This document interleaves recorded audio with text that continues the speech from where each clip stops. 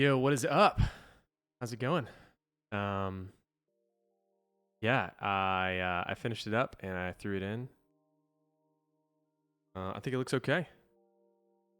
New angle. Yep, I got the whole new rig in, so I've got a stand that's connected to my desk, so I can have it up here, or I can swing it around to this side, whatever I want to. But yeah, today we're going to be looking at doing some yeah,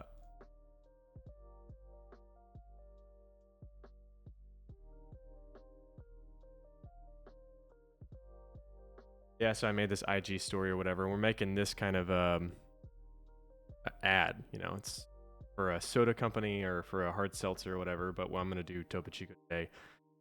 Kind of take a lot of inspiration from this. I mean, everybody's seen this before, but I'm just going to do it and we're going to go from there. So I've got some assets loaded up already.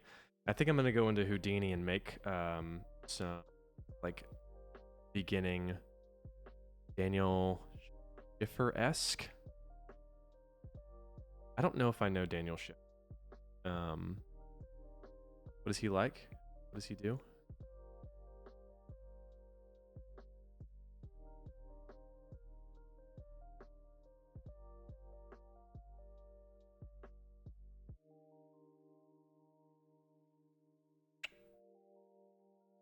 Oh yeah, yeah, for sure. Yeah, that kind of stuff.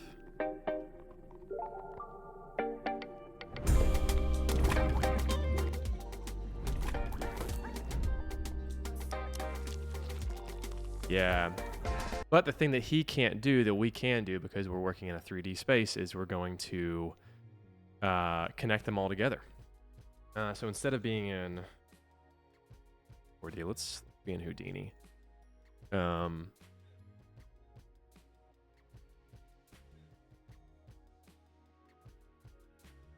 I think the very first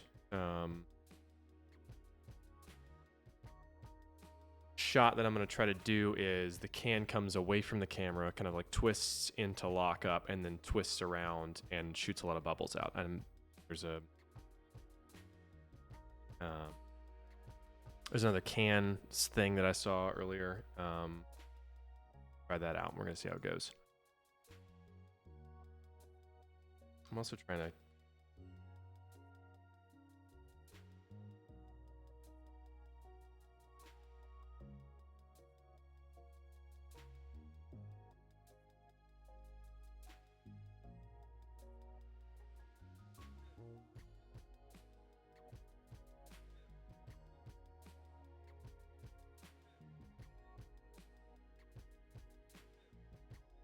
I'm playing art.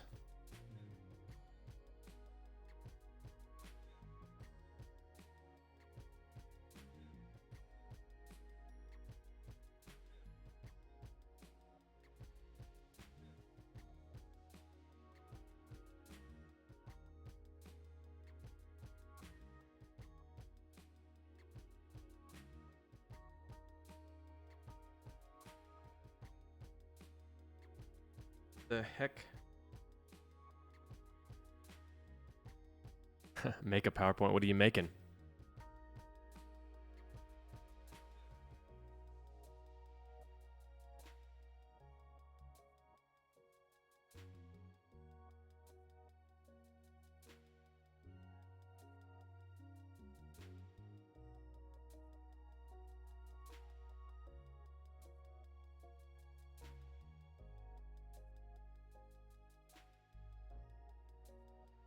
Oh, cool.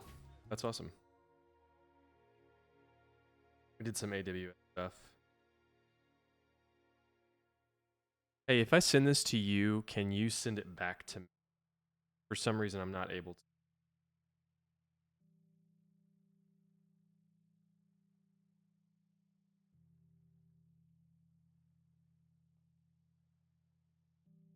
I don't know. For some reason, I'm not able to save my phone.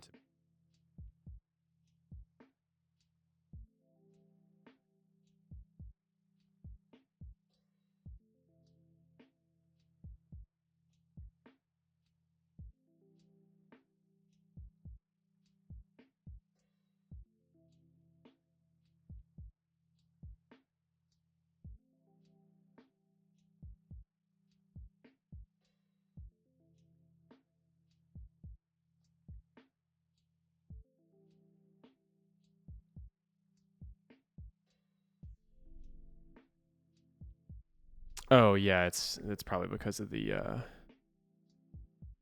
gate on it.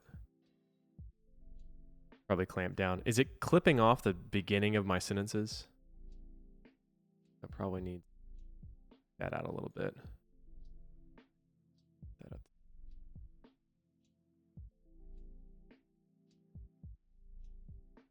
Filter.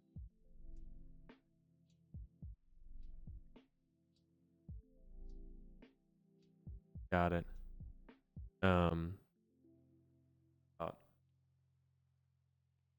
What about check 1 2?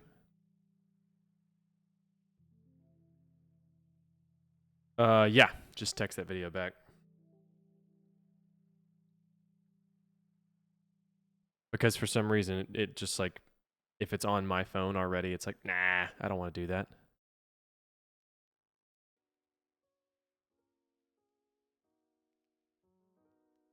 iPhones, man.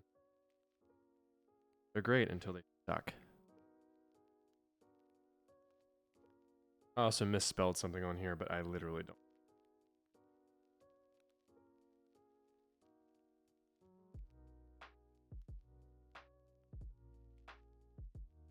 Wait. I can, but not from my PC, right? Or am I an idiot?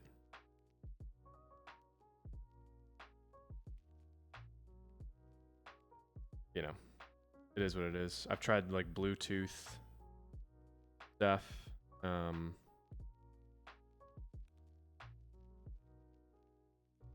Tried a bunch of other.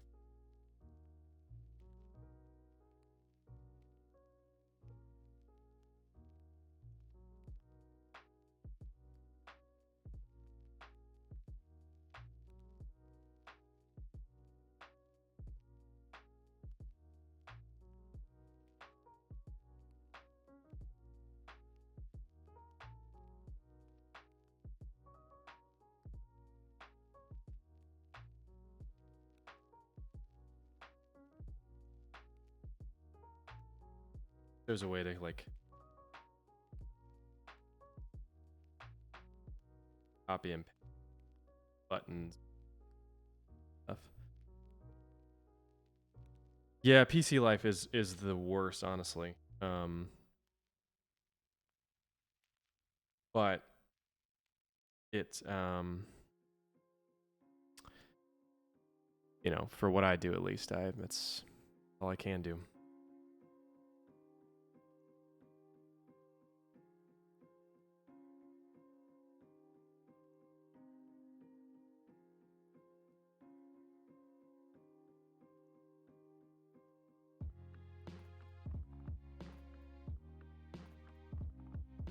And it's shared.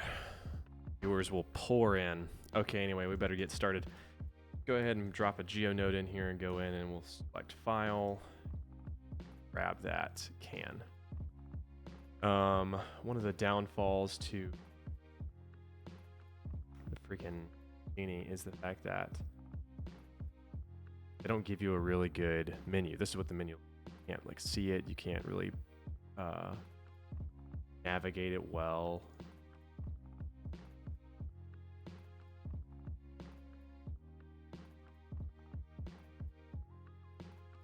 Let's do this cans.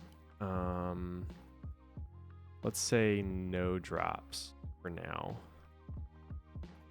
Big.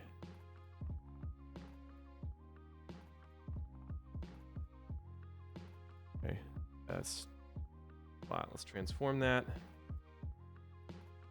Actually,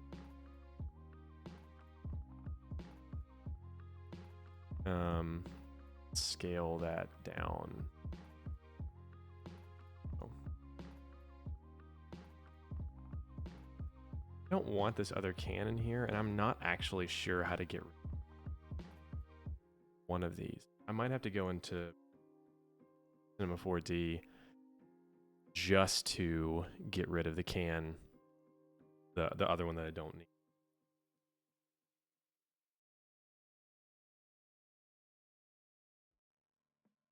So I'm gonna do 40.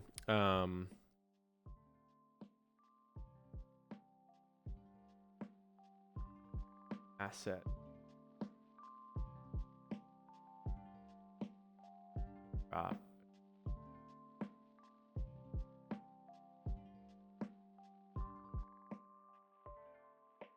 Okay, so in this one, it like delineates it between that one.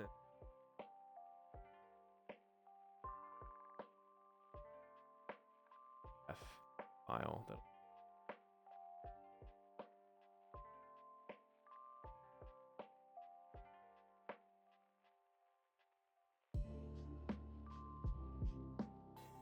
Cool. Let's change this file name.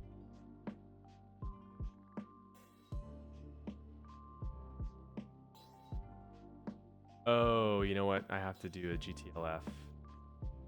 This, okay. F.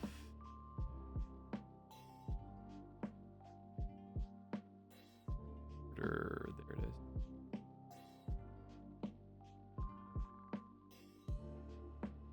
Grab that.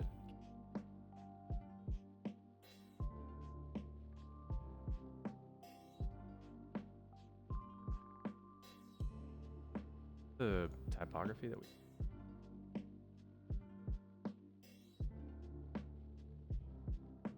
No. Why did it just do that? It re-typologized the whole thing. Strange.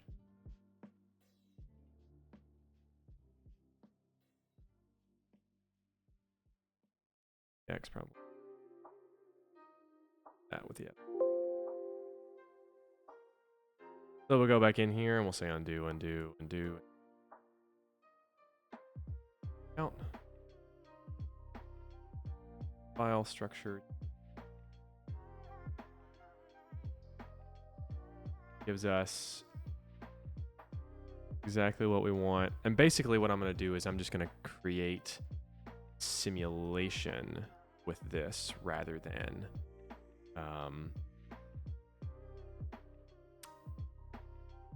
like I'll just create the simulation and I'll bring it back into Cinema4D, and that's how I'll do that thing.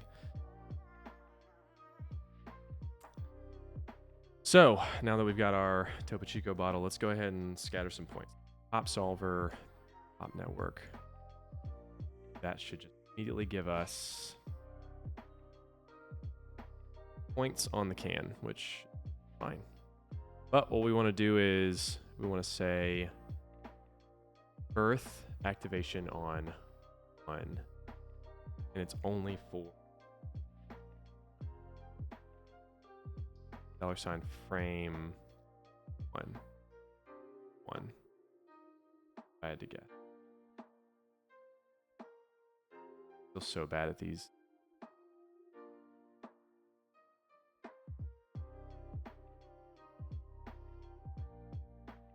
Constant activation at 1.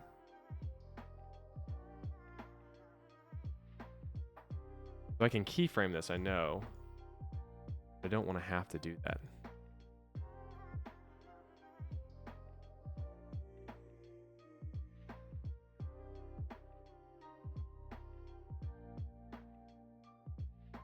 Okay, well.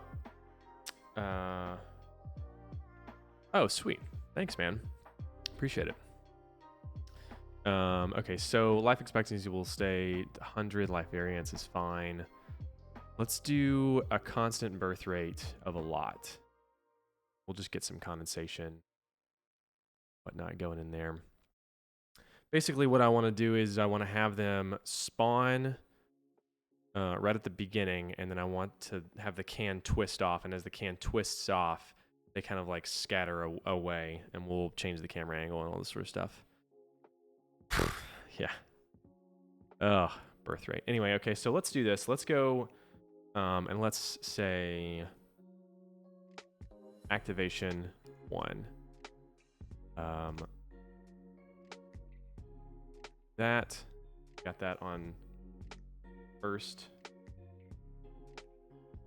And we say 0 on the next one. So we just have what is happening. Okay, so I guess it's not this. So let's say constant activation. We'll say 1, frame 1, oop.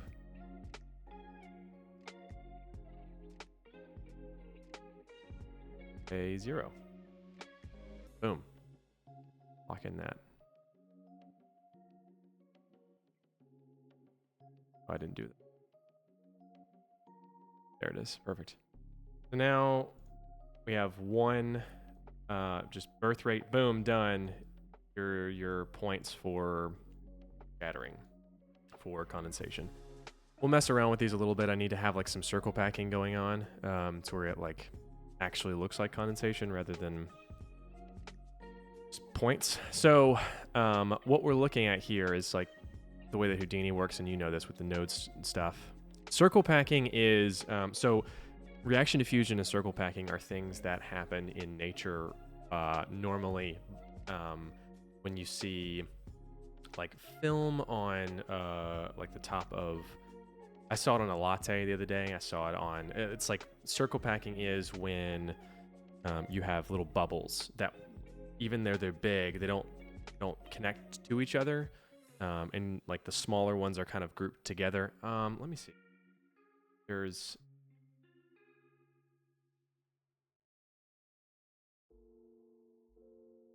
algorithm. Sort of. It's this deal, right? So like this is what condensation looks like naturally, and it's really difficult to get this this kind of thing because it's got to calculate the diameter and then it's got to calculate just like the perfect amount away. Like these smaller circles are the exact same distance from each other that they are the big one. So the big one doesn't have like a different like buffering point in between the two. So that's kind of what circle packing is, and that's what condensation looks like. Look at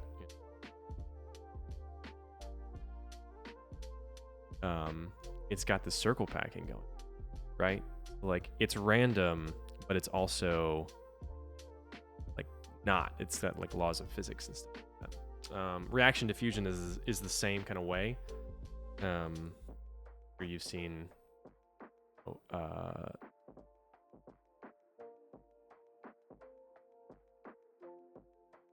sure you've seen this before. I actually just did a shirt on this, but it's like it's random, but it also has rules to it. So I don't know. I really like this, but that's how condensation works. That's how it's. Yeah, I just did Faith's shirt. What up? Thought it ended up being pretty okay. We like really went down to the wire because like we just kind of started a little later than normal, and I had a ton of ideas and just kind of ran out of time and trying to make them work and whatnot there. So like we had like something like this. I was like, whatever, some trippy whatever thing. There was like another one that we ended up going with. Where is it? Like this. That's pretty cool. So you can tell that it says FSM, but it also is like hidden. I don't know. It's kind of cool. I also think it's very interesting because these, you see like the noise pattern that's going on to where like this is thick and this is light. That's not based on opacity or anything. That's based on the width of the actual, and so it just kind of naturally did that, and I thought that was pretty cool. So like from afar, you're looking at it and it's like, I don't know, there's like a noisy t-shirt going on, but then you get close and you're like, oh, there's things written in there. So there was a couple of different iterations of the same thing. But anyway, so back to this. The way that Houdini works, way that you have to kind of set this up. If you want to see this can as well, you have to put a merge node in here. So you have to say like, okay, I've got this file of this can, and so I'm putting it into this pop net to create these dots, these points. But I also want the can back in here, so you have to say boop. Both of these things go in here, and that's when you get the can on the point, that kind of thing. I'm gonna have to figure out somehow how to like give some space to the volume. I'll probably have to create a vellum solver to be able to get the points relax on the edges, but we'll get there in a minute. Right now I want to go back into my .net or my popnet, sorry, and then I want to, let's say it's 1.5 seconds of the camera kind of panning back and twisting. So now I want the can to kind of twist away. So what I'm going to do is I'm going to have this rotate.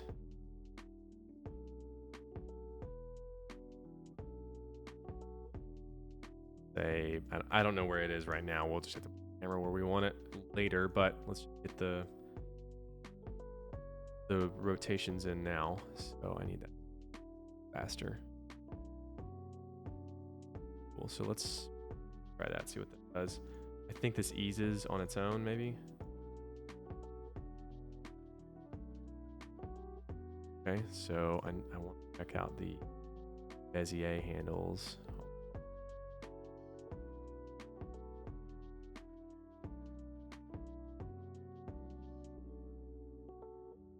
Okay, so I want to kind of get it there. So this is the movement. I mean, you've seen Bezier handles before, but I want the movement to get there. So it starts off and it's fast, and it kind of settles in. And once it settles in, grab this a bit. Maybe not so many rotations.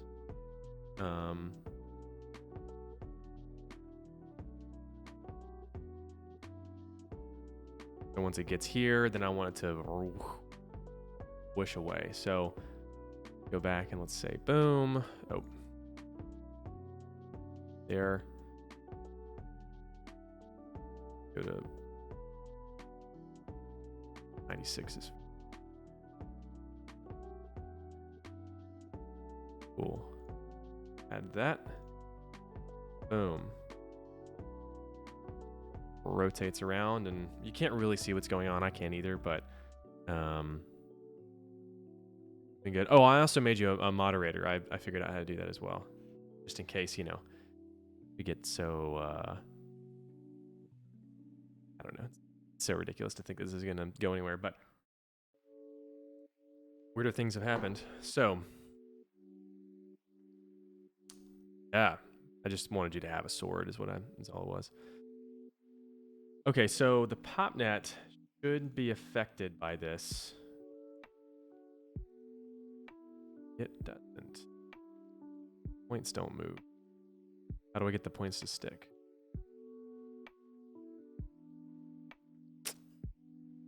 Okay, new problem.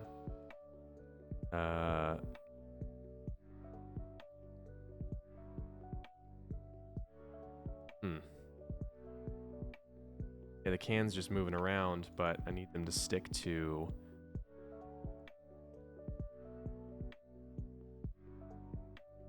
okay, well, looks like we're gonna have to Google.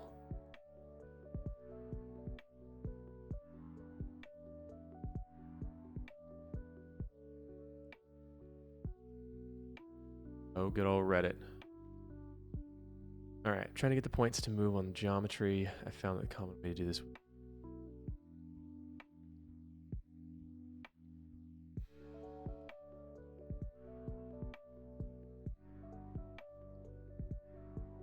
Oh.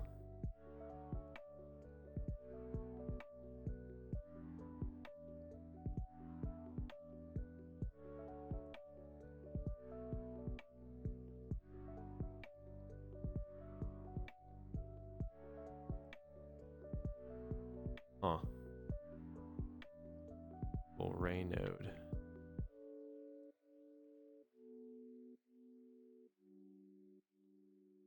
I don't know what he's talking about.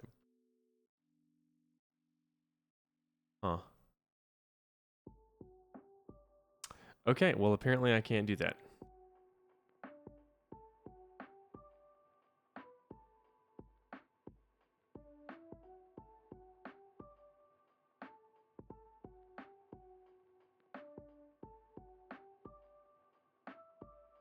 Particles of surface on Vimeo. Perfect. Watch a tutorial while I'm making a tutorial. I actually didn't try doing that. Should I? Just doing it better? Where's the geo attribute?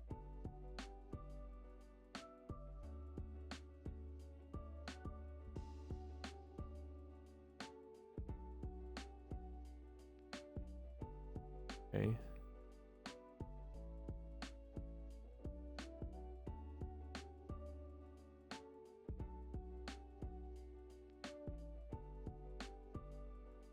Wait, hold on.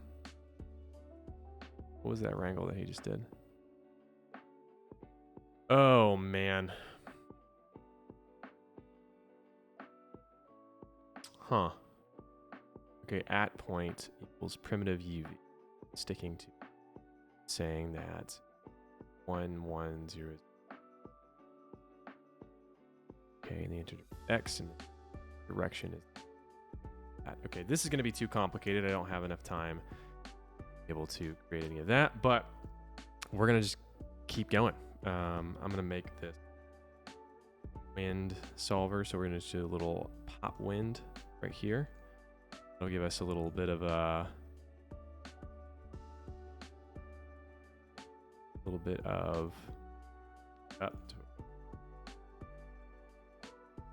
yeah.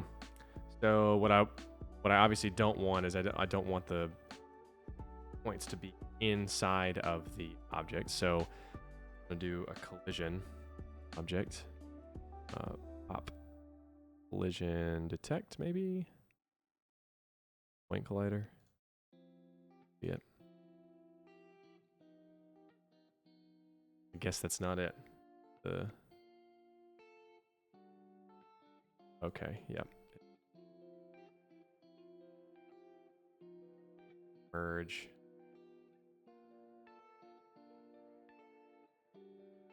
Yeah.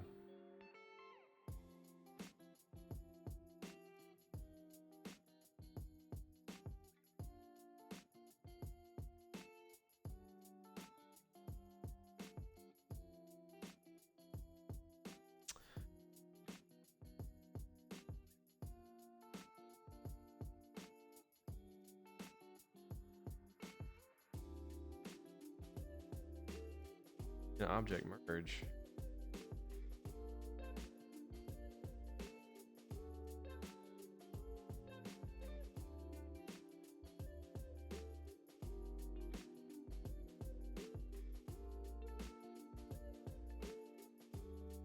Maybe I just do a collision object.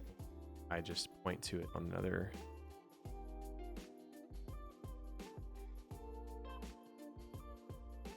Okay. And I say dot path is, actually go back out and say the null, say that this and it out. Back in here, do the collision detect for the out, except that should, don't have any. Okay, well, it's detecting the collision because it starts on the can.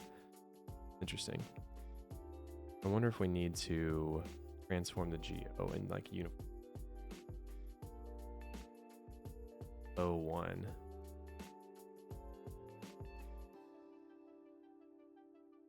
So then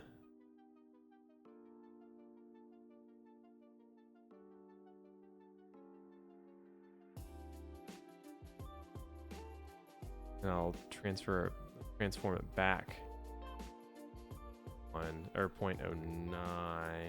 Nope, 0.99. I can do. So that's probably not going to work, but we're going to try it out. Okay, so now... Okay, so now we see that it's detecting when it's hitting. But we need to actually reflect it. Actual.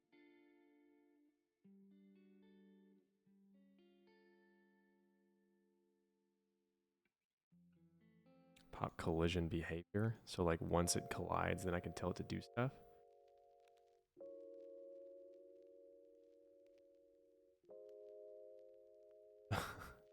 See, this is how like confusing this process is, because in Cinema4D I could just say, hey, don't collide with this. Like just don't like I did X particles and it said, oh, X particles. No, it's not. Download it again. It's unfortunate, but I could basically just say, you know, particle system, don't connect to this device, and then just like bounces off. But in here, it's like probably have to do all sorts of whatever. So let's see if I can do a collision object. Up object. Dynamics tab. All right, going back to Google.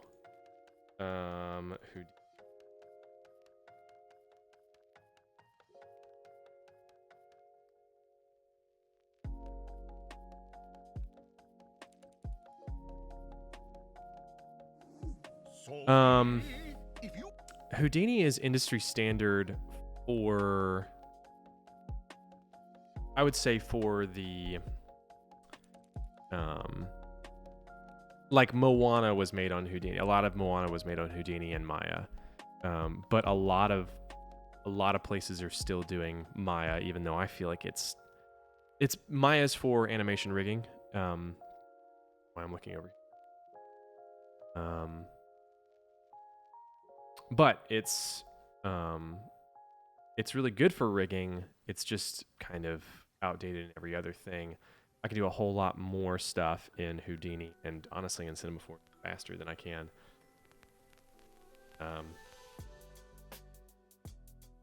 in Maya. But as far as Houdini being a standard, it's a standard in commercial work at least. It's not standard in the like. Okay, let's see. Got a ground plane. Section is there. Just show me your network. Static object. See? How would I have ever known that had I not Googled? There's no way I would have been able to. Oh, I spelled it wrong. Static object. Look at that. Boom.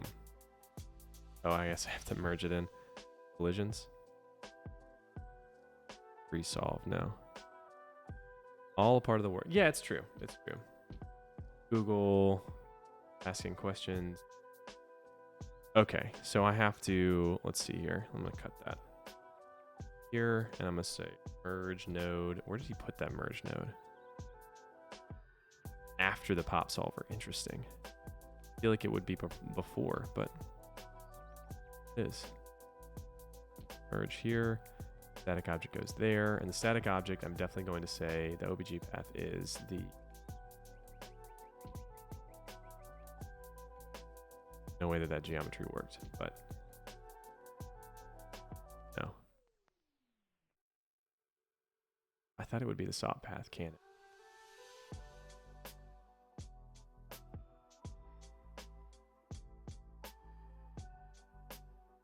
I feel like those points are still in there.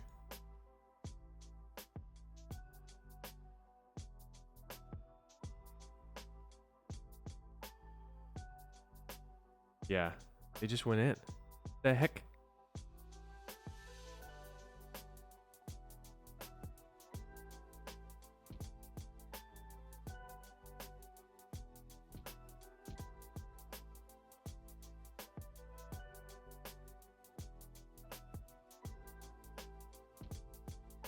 Points are definitely still going in there. I don't understand. Am I supposed to put the static object before in the merge node?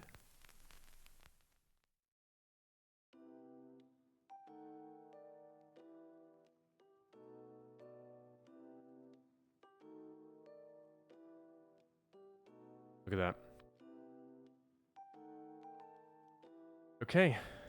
So now we have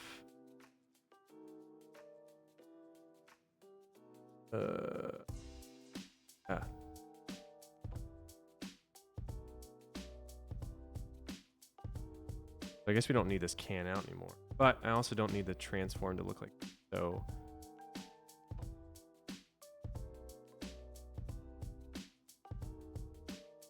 They're not going in anymore. That's good.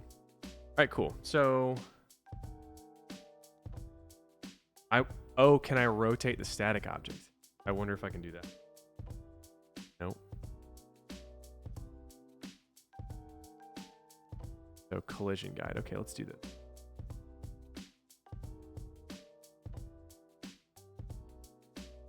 I don't want to, whatever I just did over here, I don't want to see that. Collision guide. Force bound. Use volume collisions. Oh, interesting. I wonder if I can import it as a volume mesh. Yeah, static object before merge node. It was simple. Like, well, how did you not see that? I feel like this is a good idea. Down the uniform. I don't feel like that did well. Okay, that's more accurate apparently. I don't like that. I don't like that. That's giving me more accurate results because it's like coming off the side, but it's slower. Okay, I think what I remember somebody doing is using a static volume, using a static solver, but it's a volume collision. So what I need to go back and do is I can do can.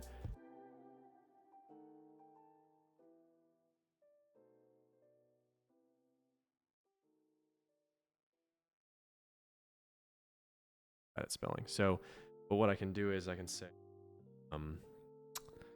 let's see. Volume from, golly, I'm so.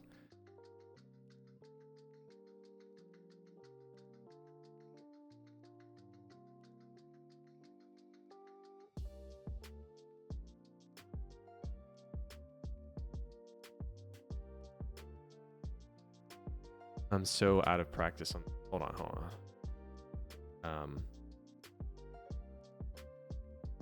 App. What do you call it?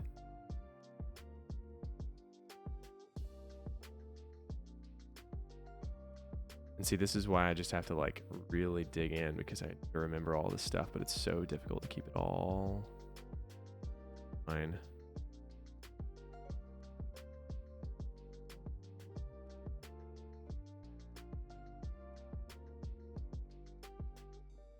BDB. Haha. So to convert BDB, there it is. So say on the bottom end of this, I don't need that yet, but BDB from polygons. So that then gives us this, which we need to say, you know, the voxel size needs to be a lot to get some more detail. I don't know if you've ever played around with voxels, but voxels are like basically 3D. So for a lot of stuff in Houdini, it's easier for it to calculate voxels because it's just 3D pixels. I don't even have to fill the interior, but I can. So it's basically just giving me all these like very fast calculating voxel things. And so then I convert it back to a polygon or like a polygon soup. And so now I can say, okay, this is way too much mesh. I can adapt it down. Volumized pixels. Yeah, basically. Here. I don't want the ISO value to be lower than that, but let's say here. So 009.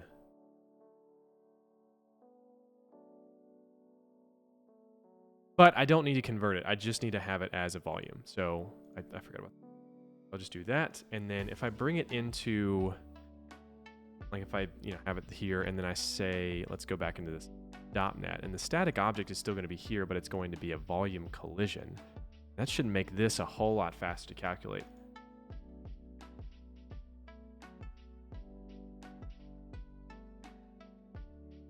I don't think that it did. Off and see.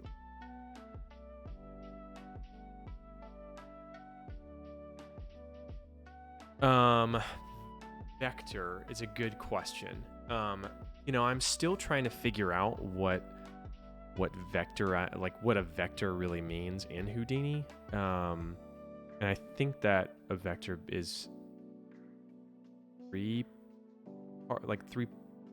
points of data.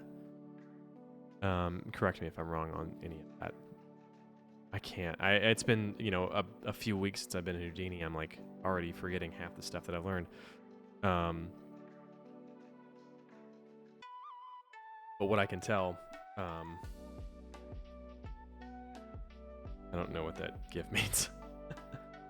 Okay, so that's how fast we should go. Let's do this, but swap these around. Come on with it. I want to be on this side. No, swap. Certainly there's a way I can do this in the okay, there it is. Perfect. Great. I was like, there's no way that I'd have to finagle with this the whole time. So let's say the uniform divisions is like 41. Okay, perfect. Wait, so what happens if I do this? It still collides. Volume collision, surface.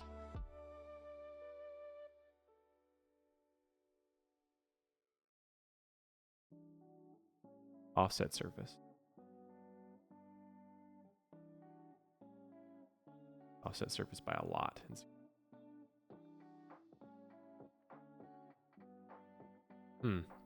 Seeing much difference, honestly. Feel like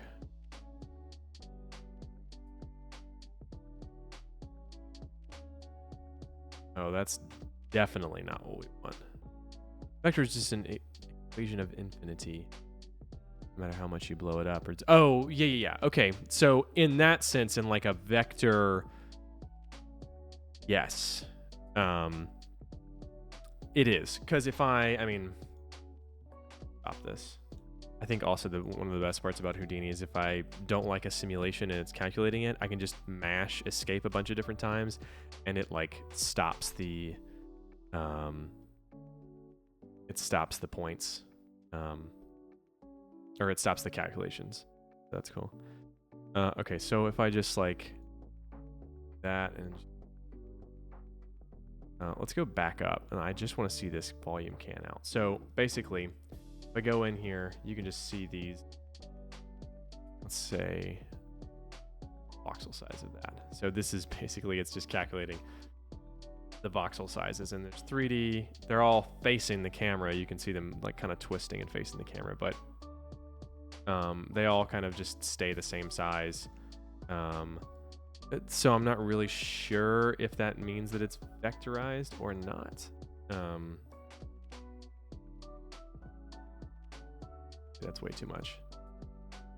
That. Let's bring it down to like something kind of rough. Still getting those. Yeah, 3.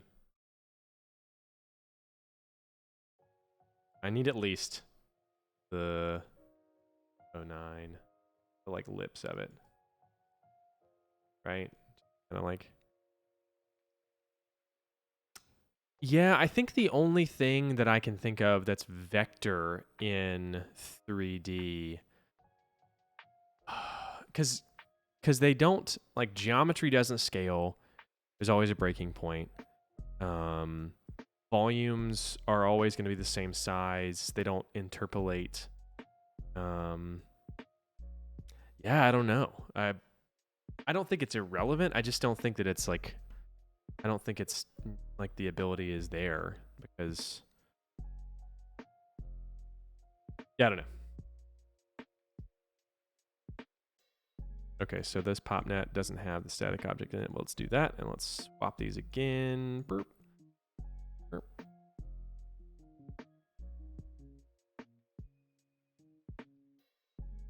I don't want to see the static object. But I wonder if I like will. What the heck? Okay, well now we're getting the collisions. Like there's no points coming into the volume, I don't think. Inside of this thing. Hold on. Difficult to see. Go in through the top. Okay. Could be a cool shot. Going inside of the can, seeing all the bubbles flying around. Okay, so from the start. Oops. Oh, come on.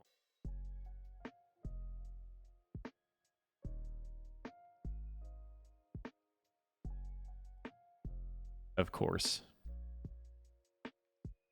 There it is. Okay, so no particles are going into the can.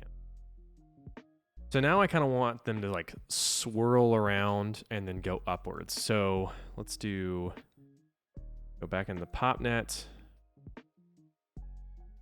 And let's say pop. I think it's axis spin. What we were doing, axis force. What we were doing last week sometime.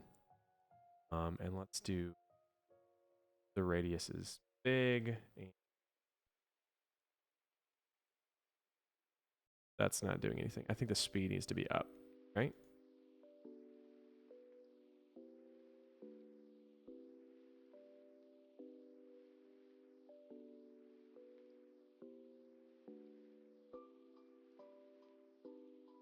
I mean, we gotta lift it. Suction speed, lift speed. Yeah, okay. That works. I kind of did what we wanted to. Why? Deal here. Oh, you know what? It's probably because there's a fall off. Yep. Sure enough. So now we have to say the center of it is actually that one in. Center of it is here. That. Yep. Kind of what we want. I think that we should use like a noise to be able to like really dial it in, but we can do it in a minute. Okay, so basically I don't want this to go on yet. I don't want any of this to happen until frame whatever. What do we say? 36. So I can just keyframe all the activations for all these pop like this. So at 37 I'm going to say, yes, this is activated, but at 36, it's no longer activated. Boom, that frame. So we should see it still come off because it's still got that wind going, but then there it is. So then it activates there and boom, flies away. And it's dragging a lot. But I think I need to like put some force to it or like maybe some anti-gravity. So let's do the same thing for the activation here. 37, activation, 36, 0. Boom. Now it should stick on there and fly off.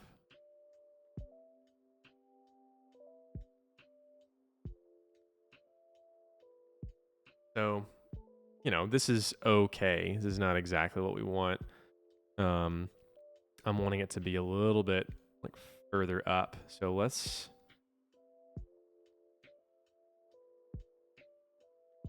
just say that there's no fall off. Like the outer strength and the inner strength, the same thing.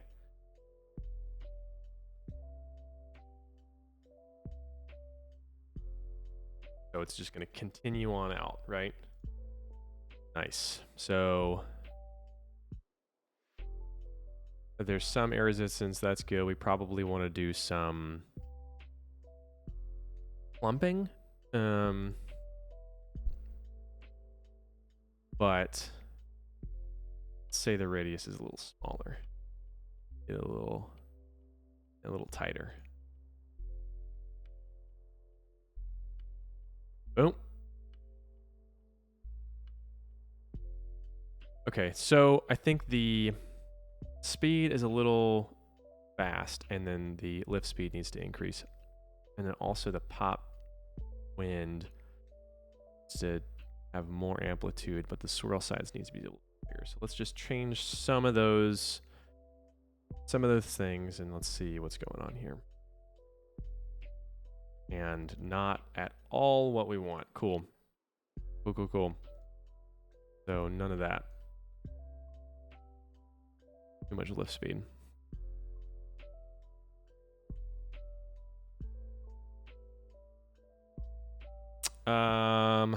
Golly. We're going further away from where we wanted. Phone call from 866. Probably. I'm just going to delete all of what I just did and just do some backspace and see how far I can get. Oop. Suction.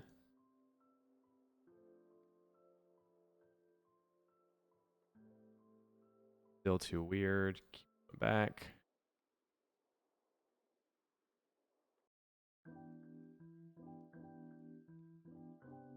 Okay, so that's back where we were. Let's decrease the orbit speed, and let's do the pop wind to where it's up, and then like a smaller swirl size. So let's see what that looks like.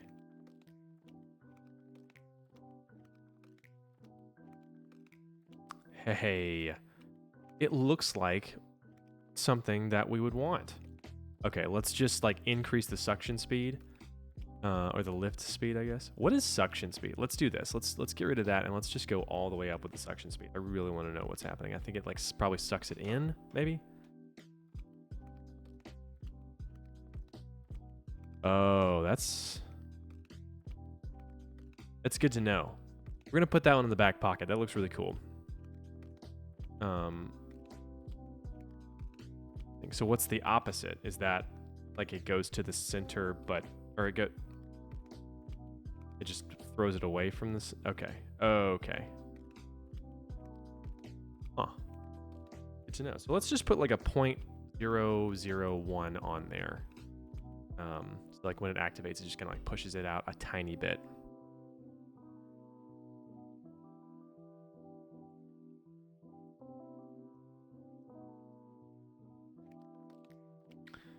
Okay, and there's no lift speed, so let's increase the lift speed again to like 6.1. Yep. That's pretty good. Okay, still a little bit too much. We might want to animate it. Like it was dropped in water. Oh, interesting. Yeah. Good point. Okay, so the orbit speed I feel like needs to go up a little bit more. We're still missing some of that swirliness, like when it comes off.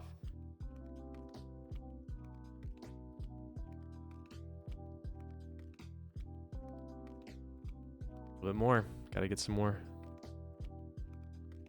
Yeah, I mean, it's just kind of like what I'm trying to do is I'm trying to emulate the fact that the condensation is on there, and then it just kind of gets thrown off when it's spun off. You know what I'm saying? So it like kind of like comes close to the comes close to this. It comes off and it like rotates and shows, and then it kind of like rotates around, and then all the condensation goes off.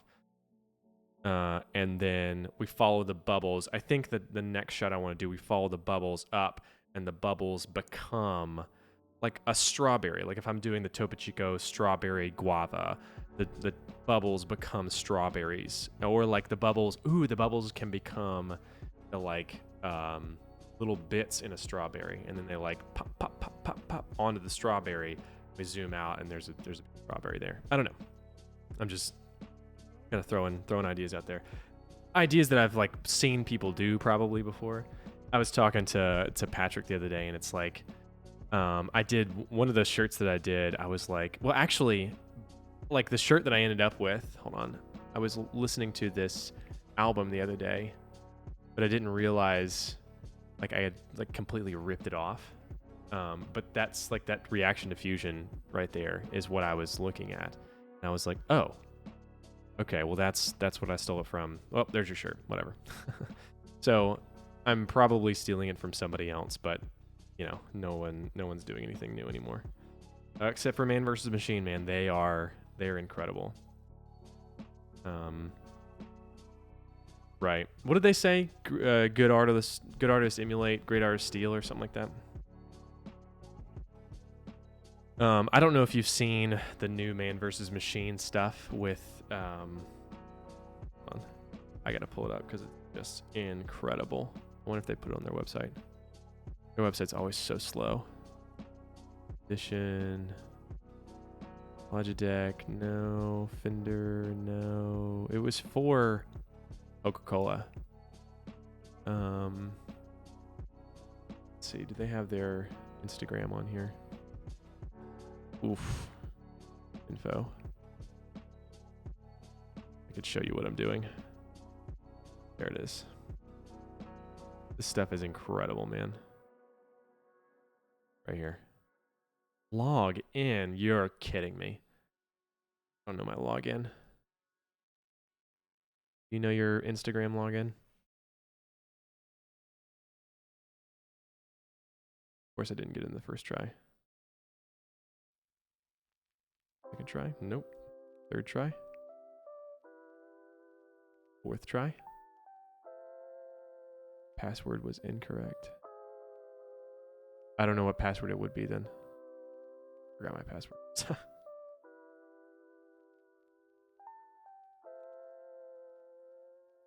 SMS message was sent.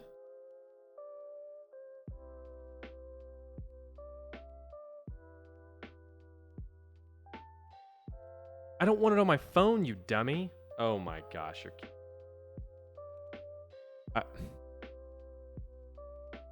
this is so frustrating. Forgot password. I don't.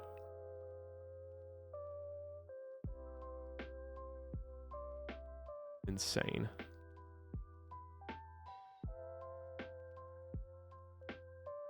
I want it on my phone, but I want to show you on here. I want to log in through my...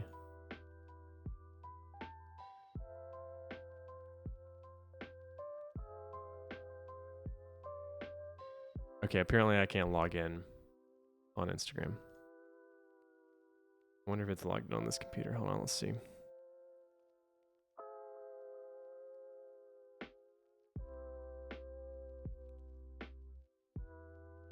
Apparently I've already looked this up before. Please already be logged in. You're joking. Okay, well this is really cool. This right here. Oh my god. I'm gonna figure this out. I'm gonna stop everything in the stream and try to figure this out.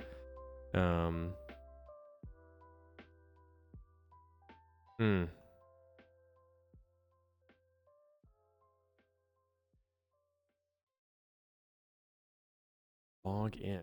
Phone number. I forgot my password. Email. Let's try the email.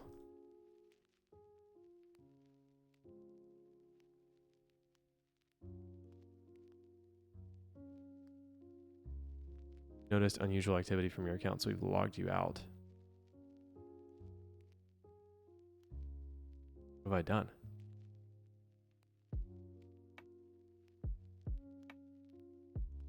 There, I want to reset my password. What? Okay, new password.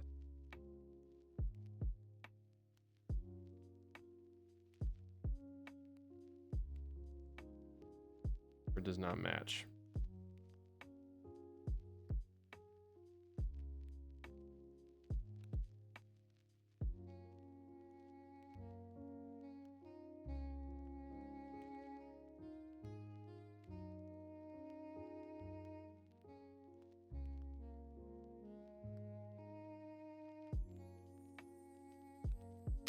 Okay. I guess we can log in now.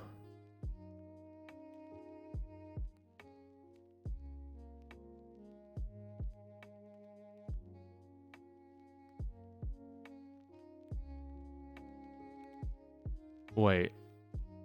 But I just reset it to that.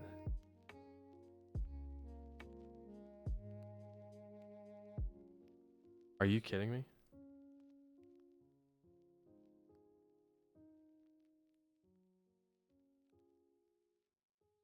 Ugh.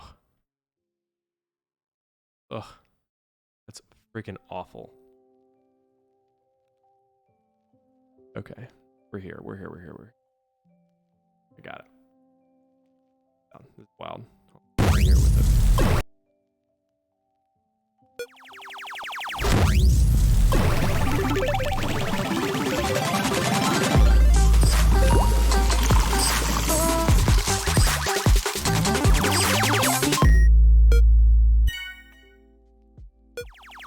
I mean, come on. Like, that just looks so freaking good. So of course, then I had to go and like, I had to emulate what they were doing because I had to figure out if that was the case. And so, yep, had to figure it out. It was a lot of fun, actually. It made more sense in my head, but message me on stream. Back to this. All right, so I feel like taking this, and we've gotten the simulation looking pretty good. I think I need more variance. Like the pop axis force speed is good, but we got to dial it in because I want it to be kind of flowy, like different, you know, whatever. So pop wind needs to be amplitude up, swirl size down. It's just like, let's get after it, you know?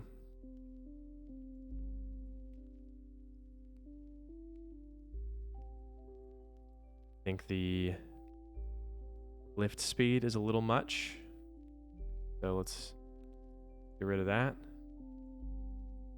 Let's do the orbit speed down a little bit. I want to do more noise. It might be too big of the noise.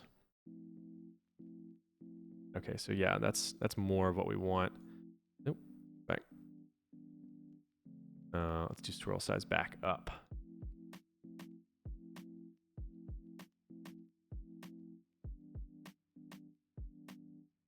Yeah, okay, so there it is. Oh no. Okay, I can show you again. That's fine. Let's go back. So it was man V. It's this stuff right here.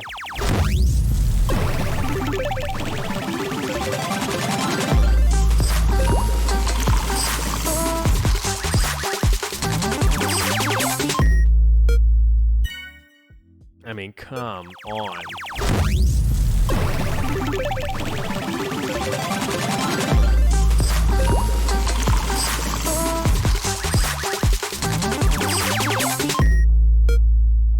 So immediately I was like, all right, I have to figure out what they're doing, and so that's what I was doing a couple weeks ago when I was doing this thing. It's this idea of oh, whoops.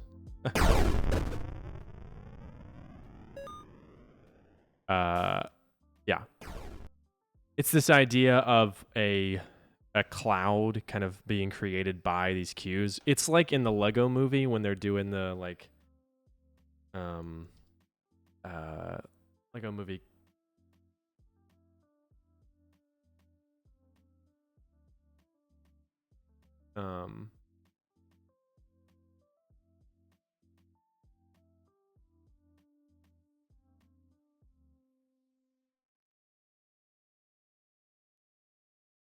Like everything is based out of blocks, so the animation has to be blocky. I want just a explosion. Really, there's an explosion somewhere around here.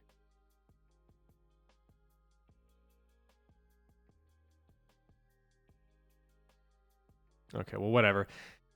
Anyway, the point is to create a volume cloud to create that explosion, and then from that you just add points to each individual voxels that you're making. and then you add a square, like cube to it, and then they all are like a little far apart from each other, and then you go from there. It was way more simple and straightforward than I thought it would be, but worked. Okay, so right now we've got a pretty good swirl thing going on. I feel like it's not going fast enough. I feel like it needs to like really rip off of there. So like really hit the amplitude hard. Just kind of like flowy a little bit. I need it to be like boom, like. Okay, well that's, and it's just, I wonder if we turn the swirl size up, if it'll change at all. That's close, but we need the lift speed to increase, right? Like, pop out of there. I feel like we're going the wrong way. Come on. Where we at?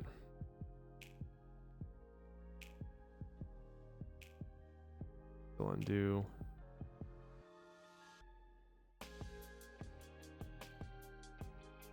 Still undo. Golly. Far back did I go?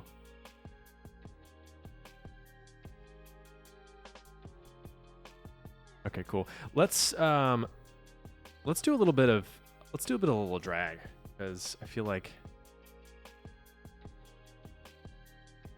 it needs some drag in it. Like explode a little bit and then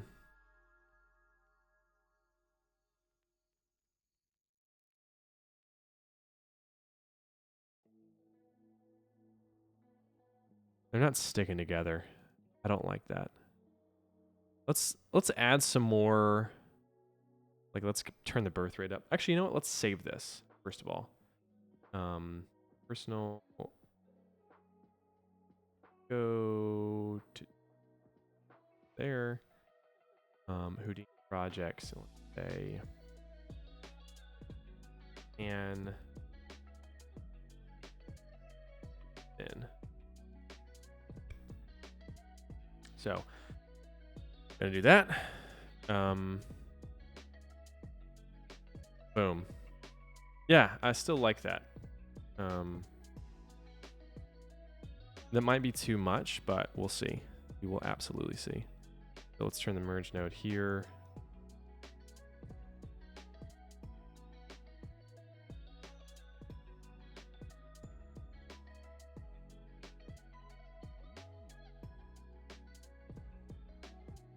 Yeah, I really like that. So what I want to do is I want to change the life expectancy a little bit, and so like I kind of want them to just kind of fade off a little bit. But let's actually see. Let's put some points to this. I need to figure out what I'm supposed to do with this pop object and this static object when I don't want it to be seen. Physically, I don't want to see it. Proxy volume. Oh, you know what? That's probably what I should have done. Do that, but it's fine. Okay, Googling. Let's see.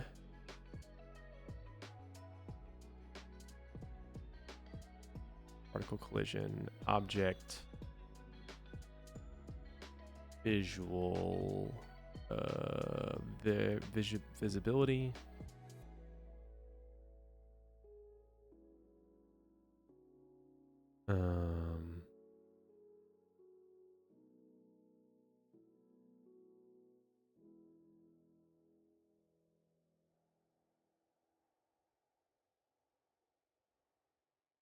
Ugh.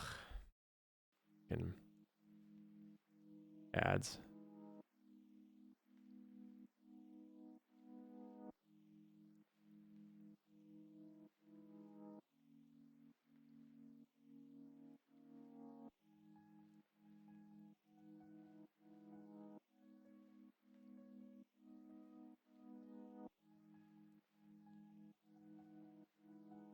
Huh.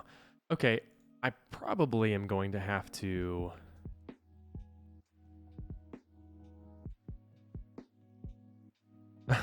Oh, you pay for YouTube? Yeah, it does. It still does. What I'm probably going to have to do is I'm probably going to have to change this from a volume collision to a user default, and I'm going to have to change the SOP path to something a little bit more. So like that, I'll just do this, and I have to bridge out. So I'll boom off. Again, it's like a little too. I feel like they need to be more kind of globby together, you know, like that's nice, but then it dissipates way too fast. So I wonder if I spin it here, and then I tell the activation to stop here. Oop. Go to 59, turn it off. There. Spin, then off. Nope. I think it's going to be the pop wind then. Pop wind is going to have to do that same. So get here, and I turn the pop wind off. So activation there.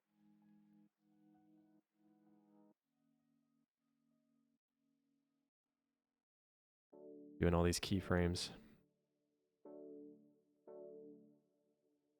Oof, I think we're like 1 too shy, maybe 1 or 2 too shy. Let's just see. Wait. 2. Oh yeah, okay. Take these and let's move back a couple frames.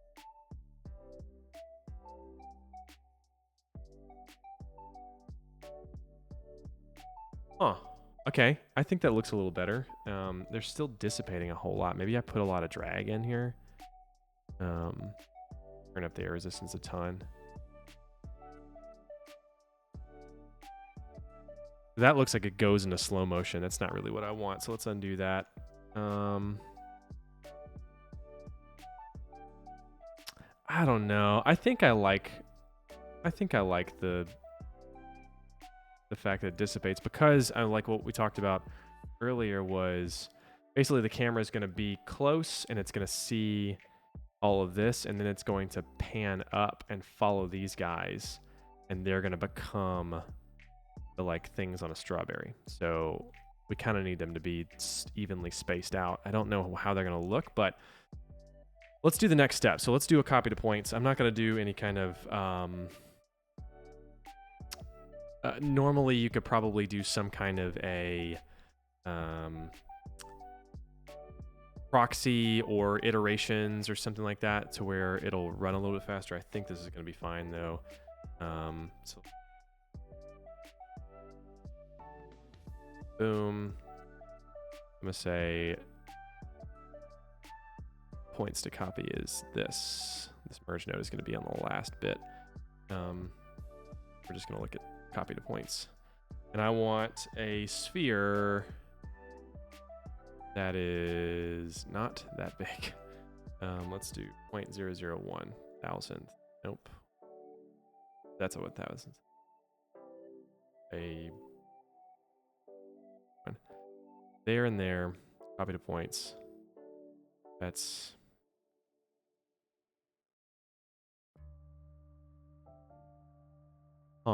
so I want to blast the points off of. Interesting.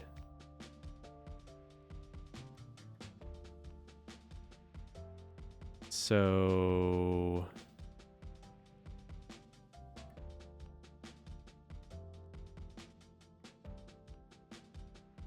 okay, so it's copying to points for all of these points, but I only want the ones that are in the air.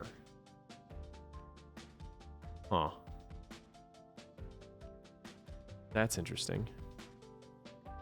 And this is when I would have like thousands of people in my chat. I'd be like, chat, what do you think? What should I do? And somebody just tells me. But that's not the case right now. Or ever. Huh. I wonder if I have to like group the points.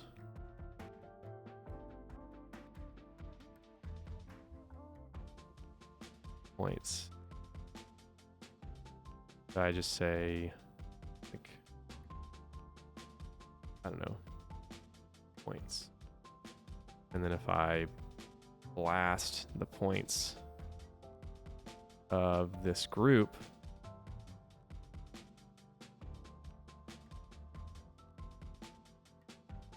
whoop.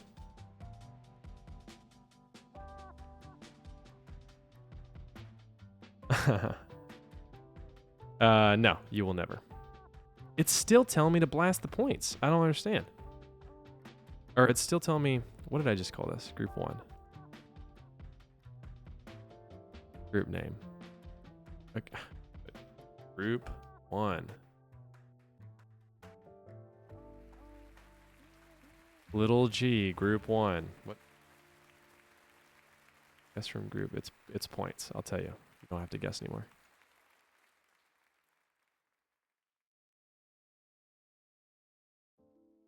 I don't feel like this is supposed to be doing this.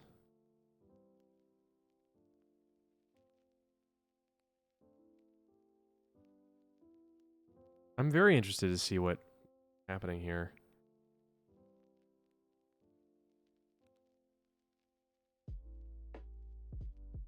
Because at 1, I don't feel like I should be able to see this static object. I feel like that should just be like...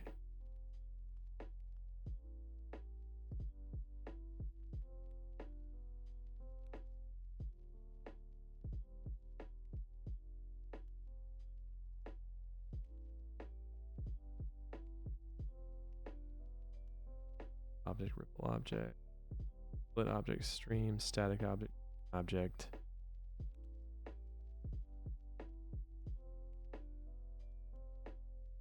Somebody else is viewing this right now, but I have no idea who it is. So to whoever that is, howdy. We're making a kind of a Topo Chico can ad that you've seen plenty of times. I don't know if you can see in the background of these, but got some dynamics, got some of these. There's what that strawberry thing was going to happen, like boop, boop, boop. A lot of dynamics, a lot of different things, and they just left. Peace. That's pretty dope. Pretty funny.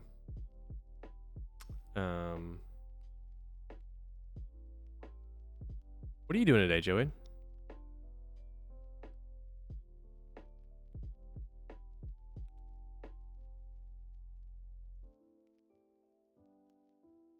Huh.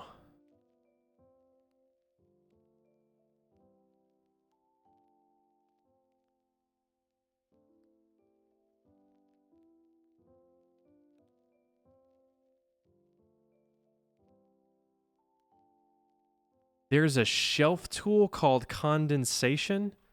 You're joking. Oh, this PowerPoint, that's right. Hold on. Did I just do all that work for nothing? Well, not for nothing, because I remembered what I was... Save. File.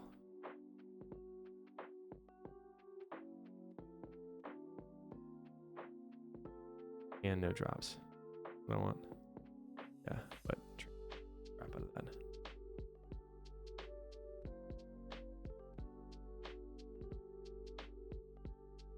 Oh, please don't tell me that there's a condensate. You're kidding me.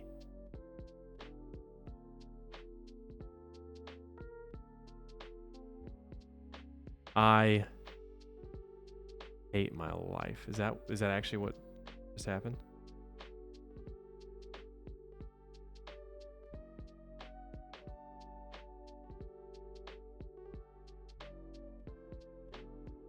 Huh. That's not exactly what we're looking for, I don't think. I probably just have to dial in the parameters, but this is probably going to be... I've definitely grown from my experience. Always look to see if there's a shelf tool first. Distribute particle field. Slice along line. Slice white water. That's not what I want. Make viscous. That's probably what I needed for the other points. Okay, so an auto.net is like this pop solver, but it's got all this stuff in it. So it's like, this is the collision object that we just wanted. That's a static solver, which I guess is what we needed to put in between. There's gravity, there's a source fluid. So if I had to guess, This birth rate is probably super source points, okay? Particle separation is probably going to need to be like lowered. Constraint stiffness, tensile radius, no, that's fine. Adhesion force, pop solver. Okay, so let's just see what that one thing does.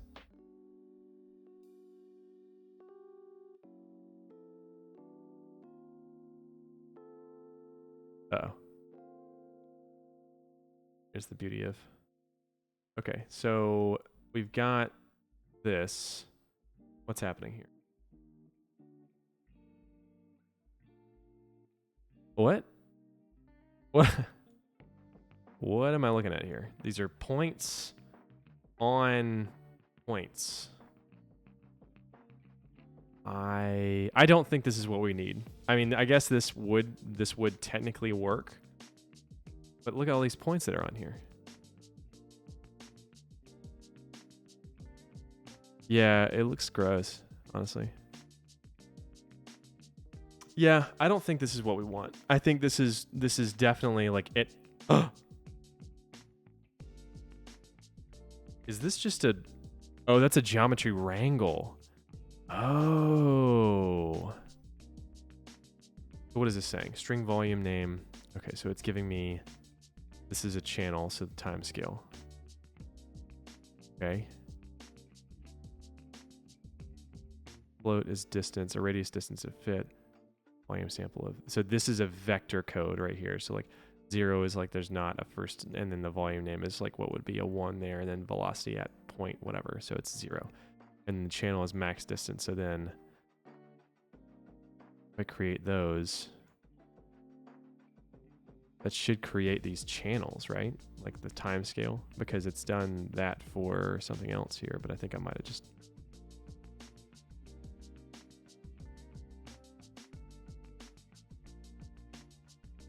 Huh. Okay.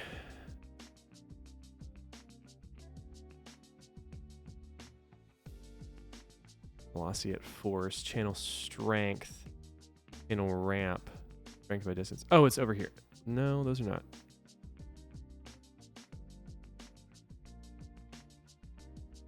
So if I just if I just copied this Vex expression, copy paste. Okay, I have it here.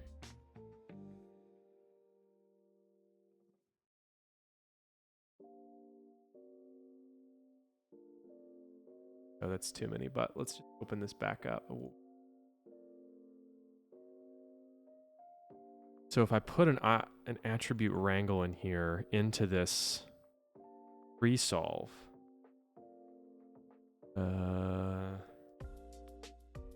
geometry wrangle, pop wrangle, yeah, hold on. And then I put this Vex expression in here and I say I want these channels to be made. Look, strength by distance, perfect. So let's see what happens. Let's turn all of these off. How about that? Boom. Bang. Let's say pop wrangle is there. I don't think that that's where it was.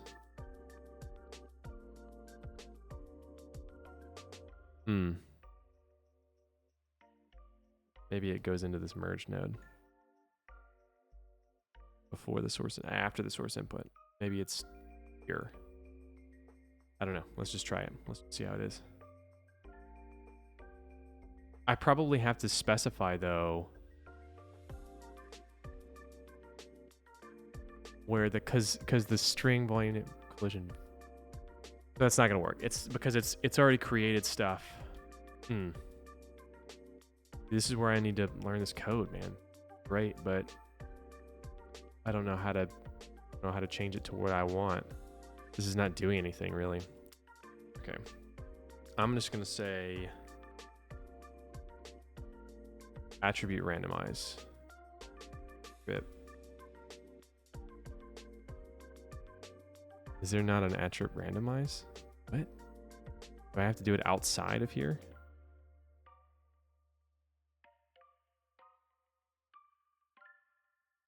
I do. attribute randomize there. The scale, so point scale, and then so the copy to points will be all sorts of different scales. Smaller ones, you get bigger ones, you get clumpy. I need to figure out how to get rid of that freaking can. Golly.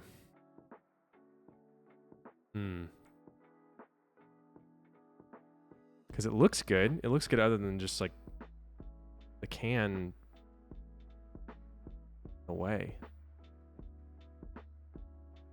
So I think I need to do an age,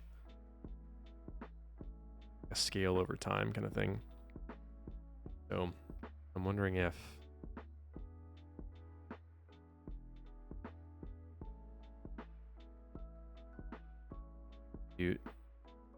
what if I just did a wrangle and I just tried to like, let's really do it. Attribute wrangle, and let's do some vex code. So let's just try it, right? Scale equal to, that doesn't do anything. That's not at equals what I'm doing here. Age times 0.1. There's no way that's anything.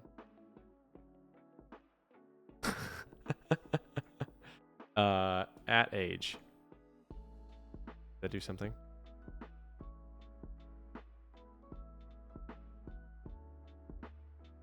Okay, it changed something, so it's timesing by 0.1. So what if I just times it by 0.3? Okay, what happens? So, hey, look at that. Look at that. That's incredible. So as it ages, I want it to divide by n. I don't know. Wait.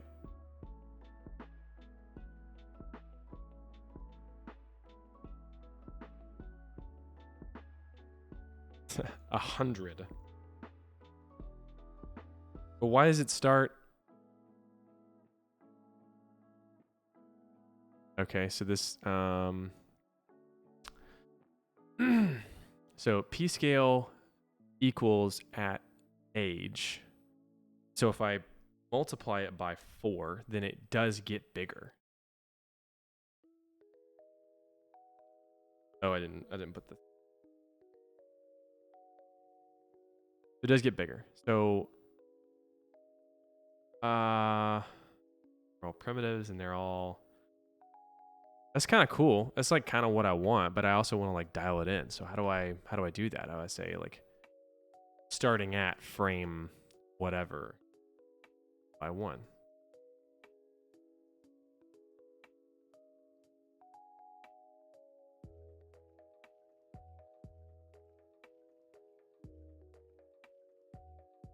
Huh.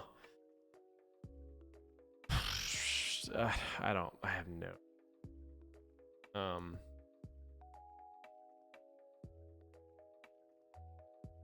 Panel ramp.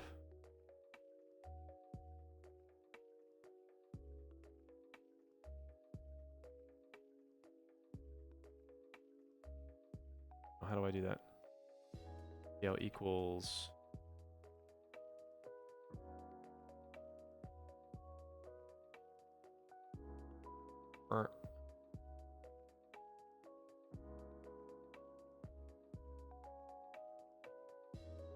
Undefined variable.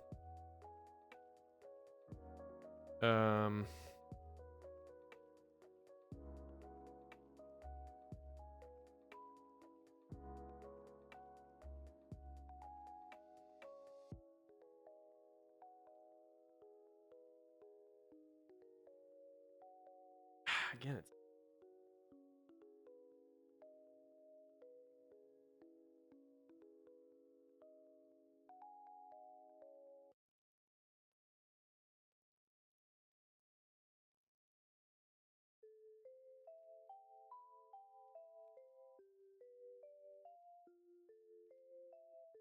Need to go look at an old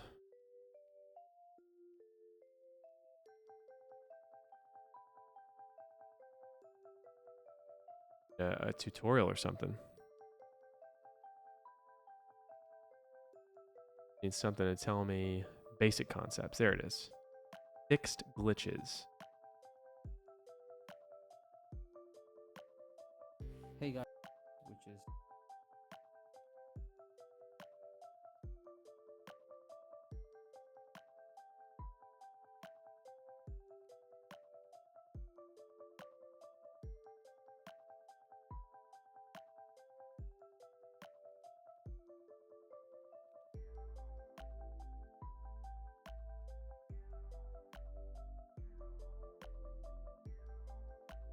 going on, and we are going to look at these parameters real quick.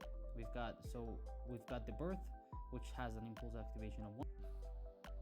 We don't have any forces affecting it, so that's why it's static. If we add a pop force and it's rotating, it looks kind of, I mean, depending for what. Interesting. So I guess I'm gonna have to.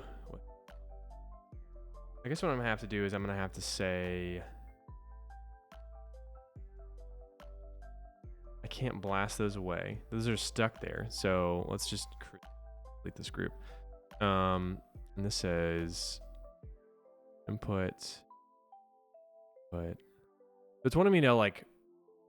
Okay, cool.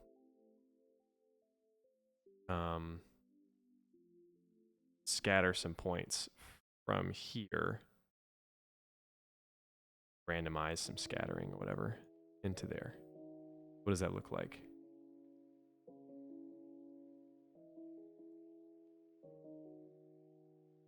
That, like nothing. Ah, it's still doing it, man.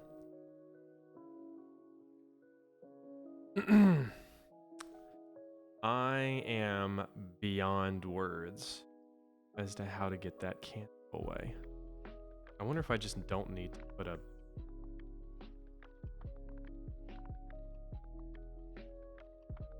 Okay, so it's still calculating this can as if it's in the geometry, but all I want it to do is just be a static object for a collision. I don't want it to have any kind of...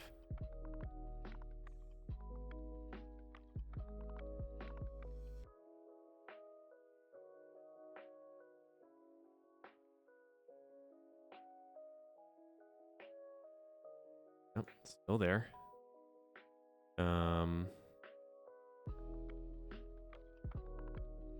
Finds force bounds, laser scan, surface, triangulate, add bury center. Well, it's volume collision. Probably isn't one. Yeah, it went in surface collision.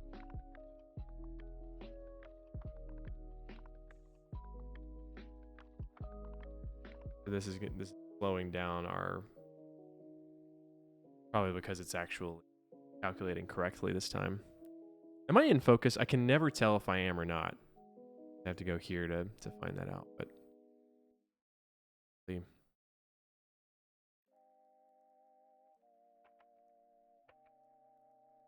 Not the sharpest lens ever, but whatever.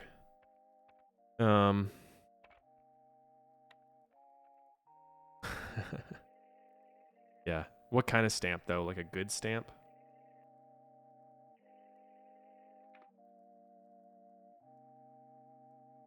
Yeah, I don't like that. So let's just use the solver default because it seemed like it was going to be a lot better. Oh, I'm not back. Hold on. There it is.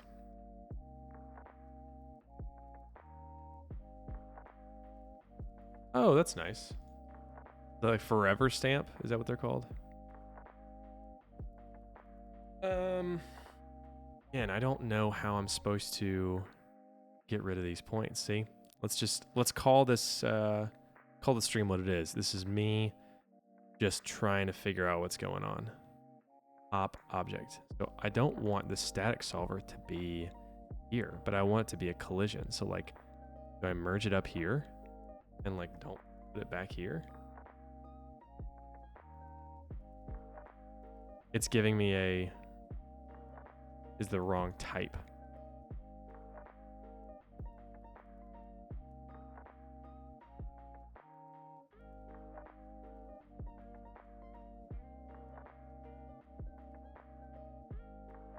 showing in the can, but I need it to be... I don't want to see the static saw. I don't understand. Huh. Okay, maybe I blast the points in here. No, that's not what I want. Disabled everything. It's not even showing me the static solver. That's funny.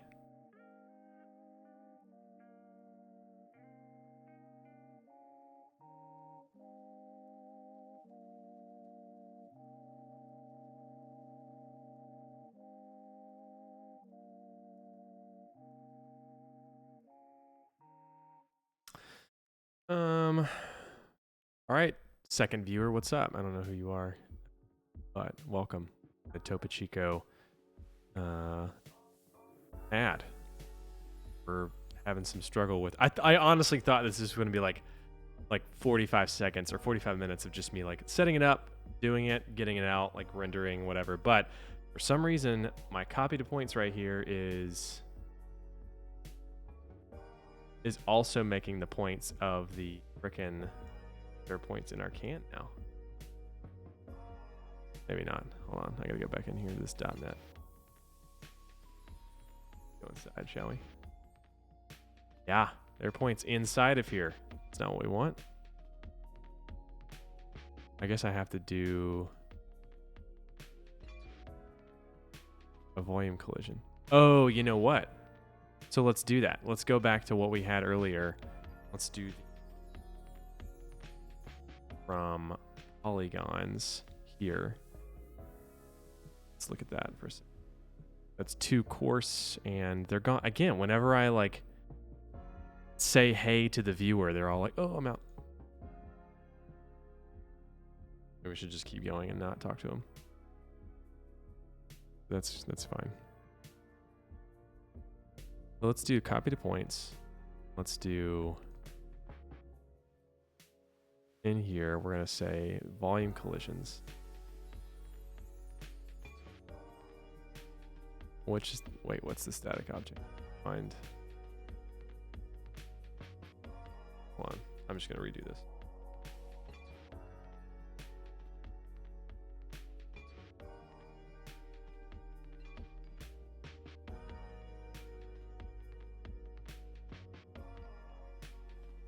And I'm going to do a volume bounce. Proxy volume is going to be volume out.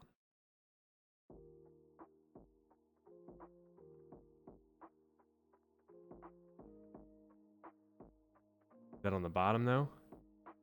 Okay. Doesn't look like we have any inside the can. I think that worked.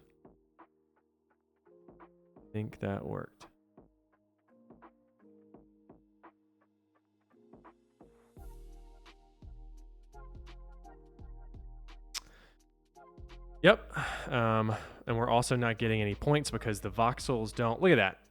See? The voxels don't create actual points. They create voxels. So then we have the can. Oh, it looks so good. Look at that.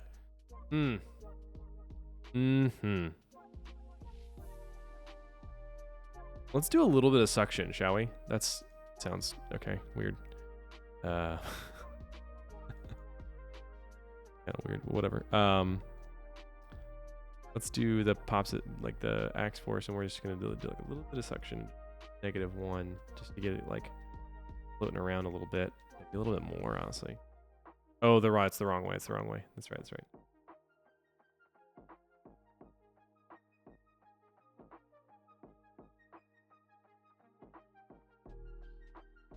I mean, apparently I need to dial this in a lot better, but need that orbit speed to come in, baby. It's so big. I need it to be off the edge up, like decrease the radius, increase the height. Let's just get this thing like really tight. Oh. It's just so weird how it's so big. Oh, is that weird to you?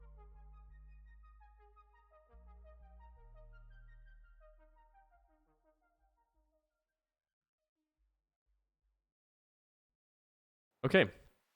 So I mean, we've got a pretty good amount of. Okay, so now we've got our bubbles in here. So we just merge it with our can. Bing bang. And now we've got a can, and we've got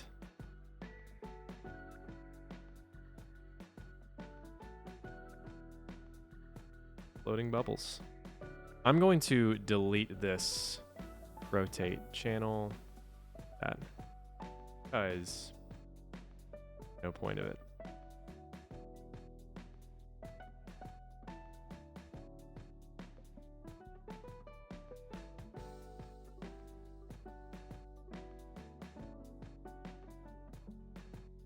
Okay, so what I probably can do now is I can export this. Okay, so let's do this. Let's go into Cinema4D because we've wasted too much time. I don't want to have to deal with Octane. It's in Houdini. So let's take all of this out. Say we're going to this guy. I don't want the copy to points. I just want the points. So, let's see. We've got age. We've got normals. We've got point values. We've got velocity, which is a vector. Yes, this is what I did. But I really want to be able to like take a project from Houdini and then just do it all in Houdini because you've got so many things in Houdini itself to be able to like shade correctly and on all this stuff. But for this specific one, I don't need all of that. So I'm just looking at all of my different point values and stuff. And I've got the age. Obviously, I've got air resistance and dead. I've got normals, names, point, which is a float volume. I've got a vector volume, which is 3 floats, basically. UVs, target UVs, variation map, next IDs. So the only thing that I need really is... So I'm going to do attrib promote.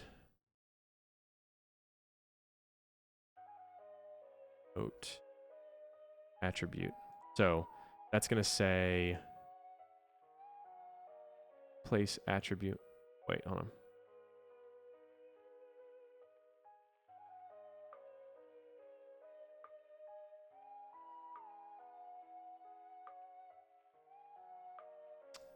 I'm trying to figure out.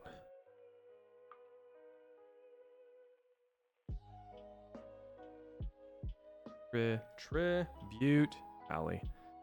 Fade from map parameters piece volume mirror. Randomize remap. Transfer.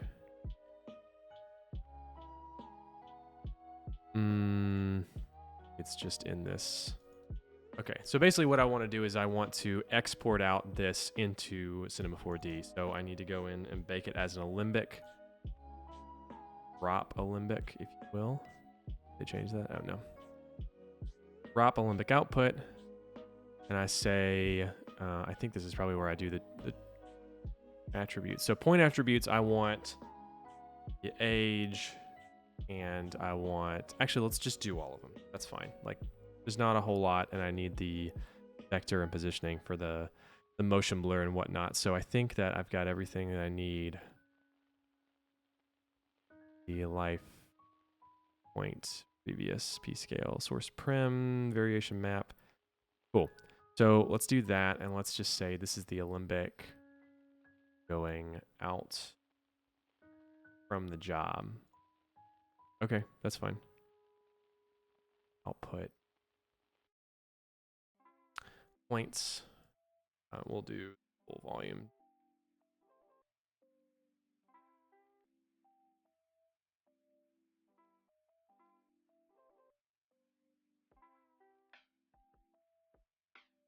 Points. And that should give us what we want. So frame range of 140. Actually, we don't need it past 120. We're going on to the next one.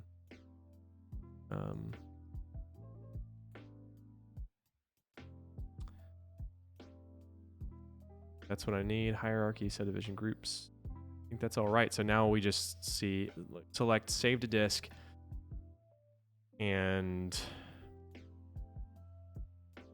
nothing happened. Did it happen?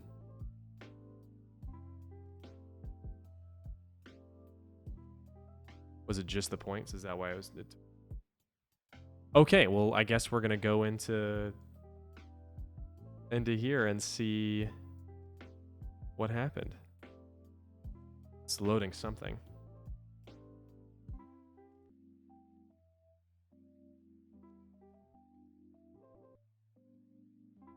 Okay. Turn this geo off a little bit. Oh, let's turn this off. What the?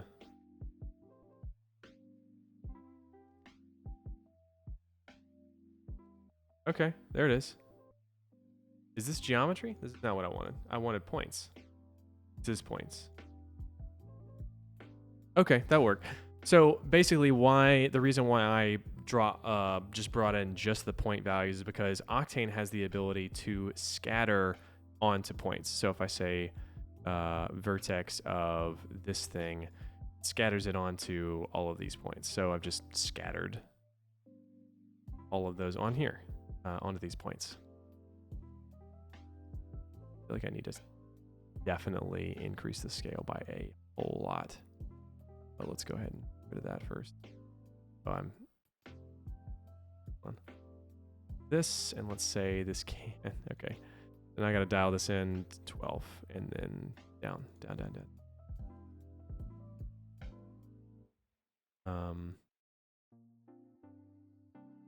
Keep going. Okay.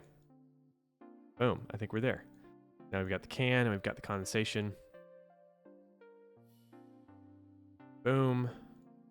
Flies off. We go to like 30. It should be a 24.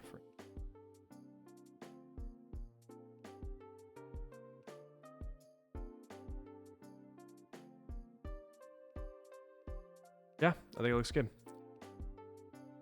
So now we're going to scatter stuff onto these points. So we're going to scatter tiny little spheres. That is way too small, way too big. Sorry. Not even close. Here. Take that and scatter it onto the points and save this project file. And then perfect. Saving or okay. So that's what we're gonna do here is I'm just gonna open up Octane. Good. Metal because we don't want that. Should be able to see the condensation after it. No? Nothing? No spheres? Too little?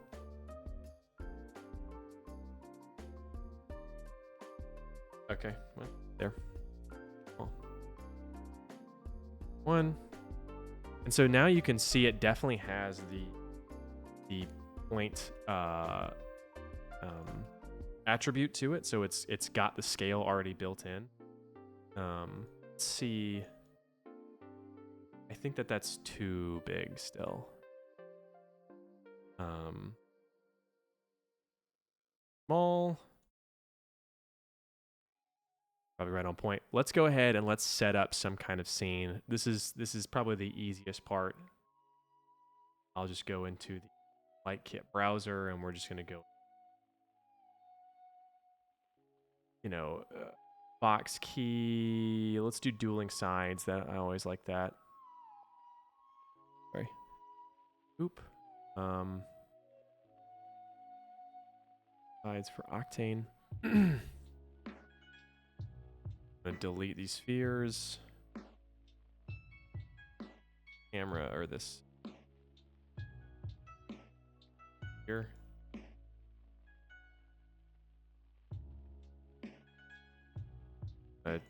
HDR environment in black. For some reason, none of this looks good.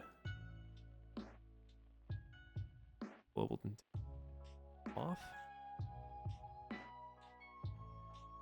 I'm confused. Why does this look like?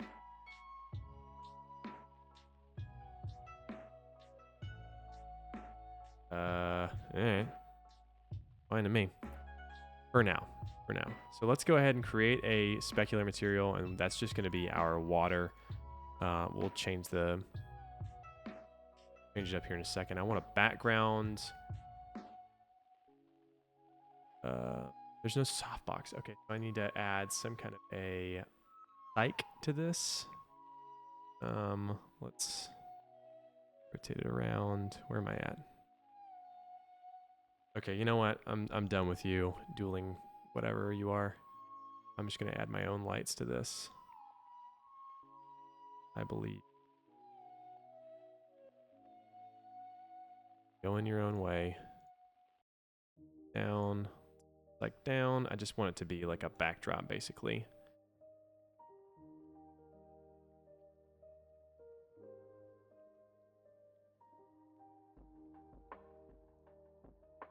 I rotated from there, so we're just gonna ding. Where you at?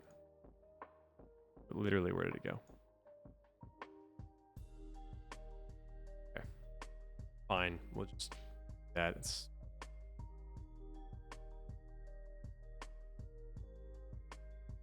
That'll be okay for now. I don't really like it the way that it is, but we've got path tracing. We've got, let's just do this in ACES CG. So this is actually like how, for some reason, this looks good. Yeah. That's just kind of how it goes. So ACES CG is the better way, the more accurate way to do things. I need to go in and create fake shadows for that. And we need to add another light because that's what we do. I don't like this. Let's just do a environment that's not black. Ugh. Part of it. Hold on. Go. Thing.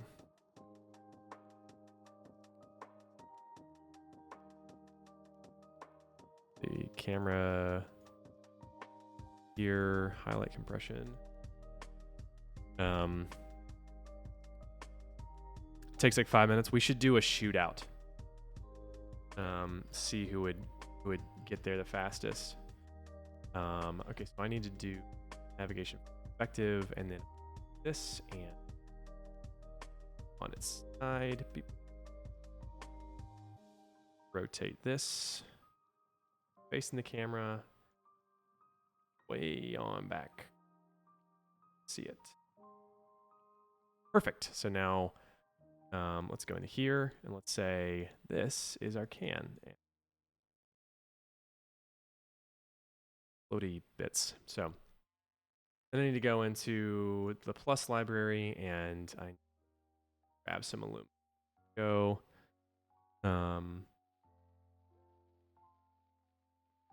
This is not the type of aluminum that these cans use, but we will do it nonetheless.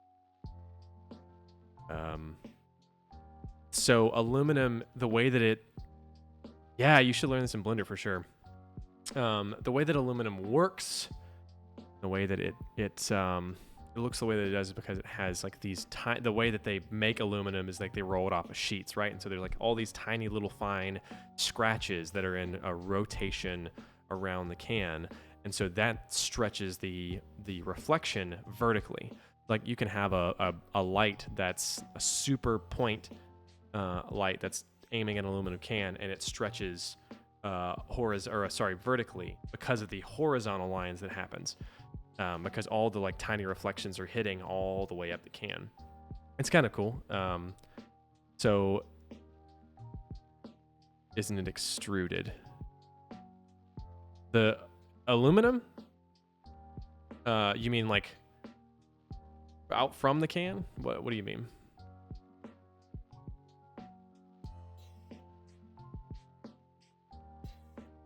I'm not exactly sure what you mean by that. You can extrude a can, sure. Like if I just take this and I add an extrusion to it, then it like extrudes it out. But actually, I can't do that for geometry. But yeah, like aluminum in real life is basically it's made in sheets.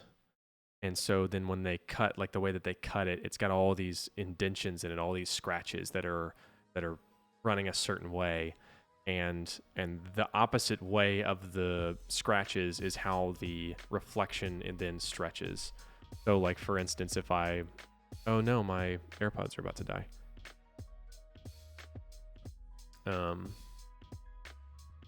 If I take this light, for instance, and I drop it down a whole hell of a lot. Actually, let's go ahead while we're here. Let's change this thing. So I'm going to do an HDRI link, and I'm going to link this to the plus library, and then I'm going to give it area light. So I kind of like this circle grid. I use that a lot. So it gives it a circle grid and kind of go from there. So that emulates the look of a real light. It changes so let's do this. I'm going to go in and I'm going to say I want this to be here. There. So if I just like keep on taking this down, really what you should see is the reflection of this. Like if it was a regular metal, it's this YouTube link. Is this spam? When I was a student, I'd write aluminum cans, manufacturing, recycling. Oh, cool. But now I'm the ingenious design of the aluminum beverage can. The can begins as this disc called a blank, punched from an aluminum sheet about 3/10 of a millimeter thick. The first step starts with a drawing die, on which sits the blank, and then a blank. Oh, it's like pushed through. Cans being extruded with a punch. Yeah. Presses down on the die, forming the blank into a cup. This process is called drawing. This cup is about 88 millimeters in diameter, larger than the final can, so it's redrawn. That process starts with this white cup.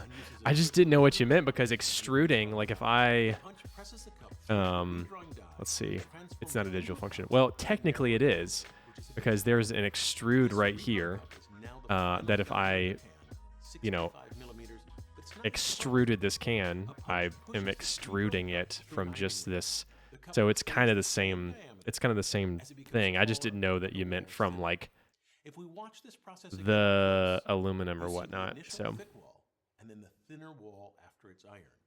Ironing occurs in 3 stages, each progressively making the walls thinner and the can taller.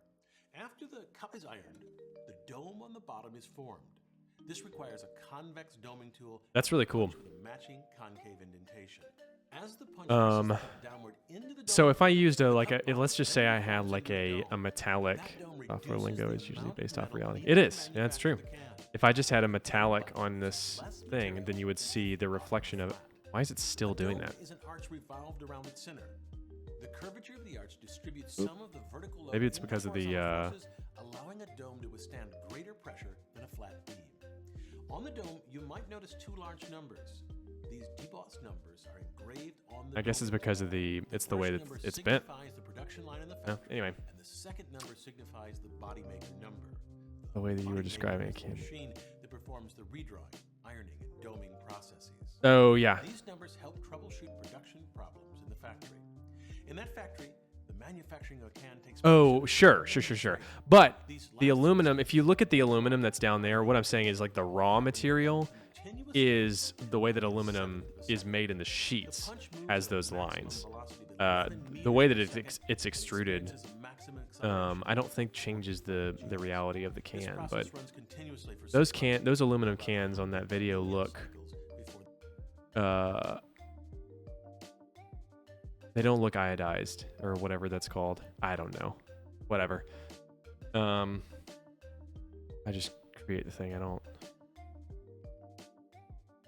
see. Let's do this one. Cool. So we have the specular material on the scatter. We have the aluminum can. So let's just say that we're doing the aluminum can and we want it to be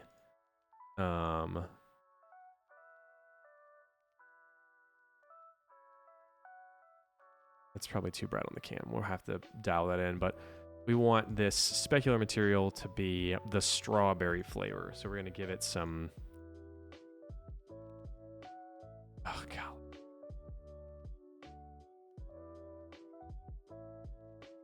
Yep, there it is. Strawberry. So let's get in here and let's see what's going on. So... these little guys.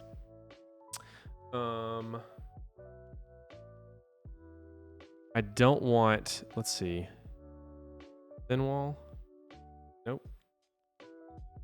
I want the transmission to be a whole lot easier, but I think it's just because they're not backlit. So let's go ahead and let's grab another one of these lights. Actually, you know what? I'm just going to do an HDRI environment, and I'm going to link this with HDRI link plus, and then I'm going to go into this texture and add this file to here, and then I'm going to add plus.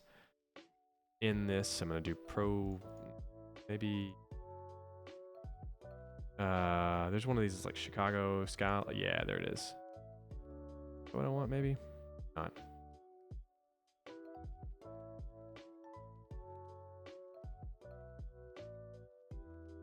I like the ones that are like bright on one side and darker on the other. Office window. Do that. Let's just try this. Let's just see how this is going. And then I also want to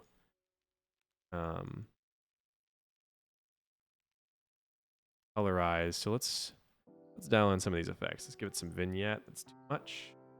Bang. I need another light to give it some depth. So round, backlit, backlight. There it is. Fan it off of the. Turn the visibility off of this.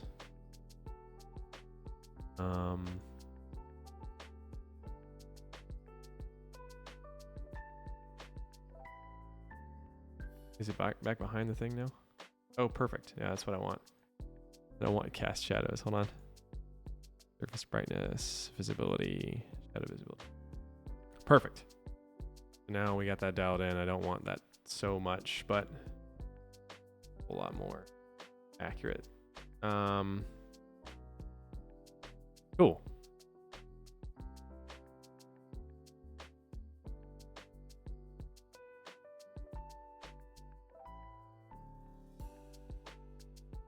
See what it looks like on the can currently. They're so big. Still, this should be that big. That looks. See, I need bigger ones, so I might do some variations of them. I don't like the look of the transmission. That's that. So go full on white. A little bit of blue is probably fine. All right, so that up. Perfect. Now we have an aluminum can with a background. Let's go ahead and save this.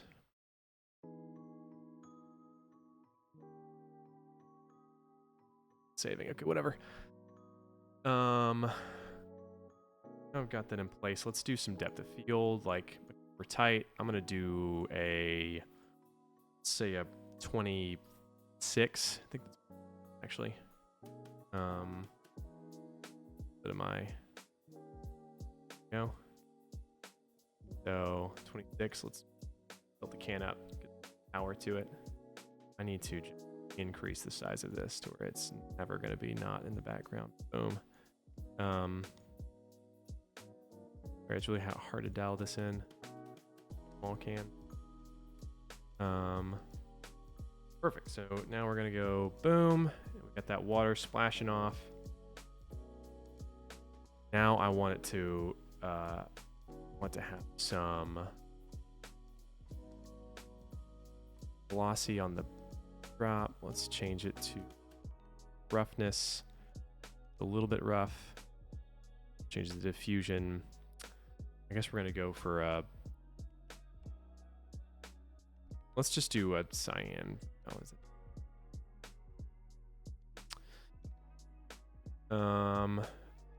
Okay, not looking bad. Let's brighten that up a little bit.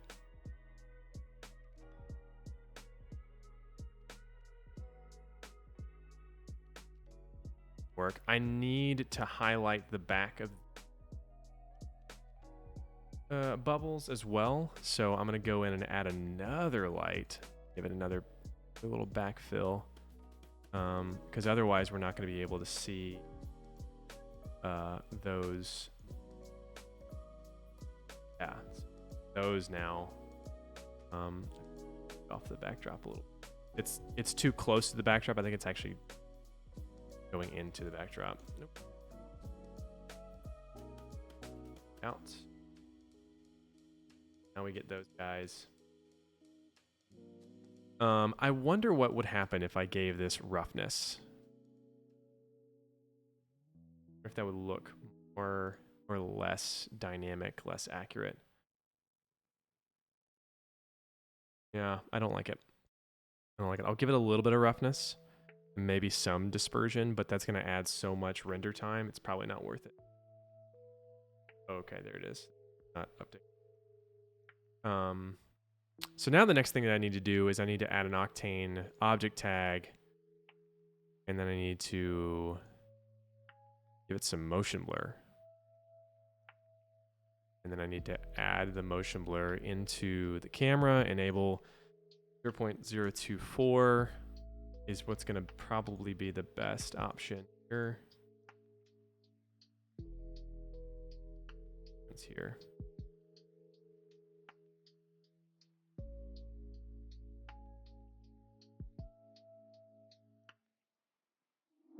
Update.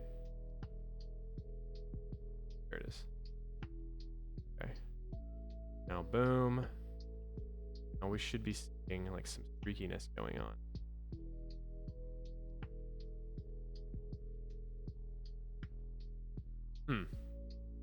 Okay, so maybe instead of that, let's try doing, copy this points over, and we're going to say,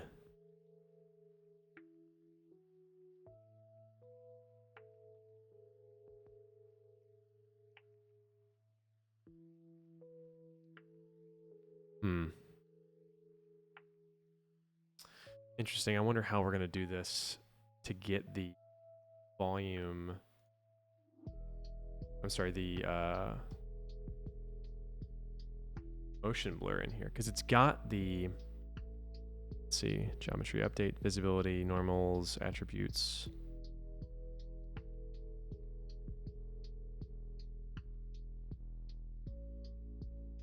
Okay, let's go back into Houdini and see what we did at the ROP Alembic version. Oh, at the ROP Alembic, I'm not getting any. Here's all the attributes that I'm getting, and I should be getting all of these. But I guess I'm going to have to go in and I'm going to have to say that I actually want the geometry. So let's try it again. 2, save to disk. So it's actually going to be rendering out. Ugh, this might take too long. It's actually going to be rendering out all of the geometry as well. And so we'll bring it into Cinema4D. That way we can actually get the vector, the motion blur, because I'm not seeing it. It's supposed to be there, but I'm not seeing it on the one.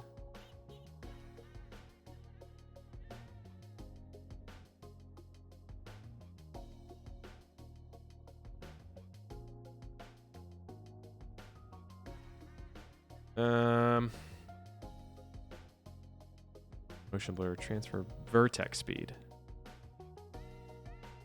I feel like I need to.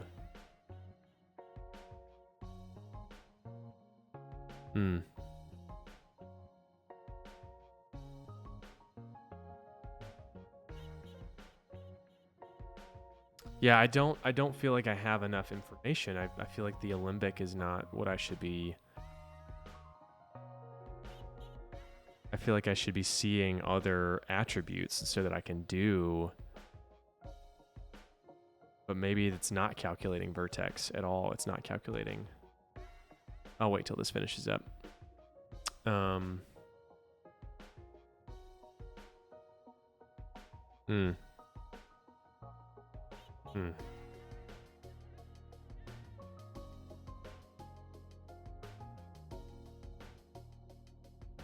We're getting some banding over here with the light, so that yep.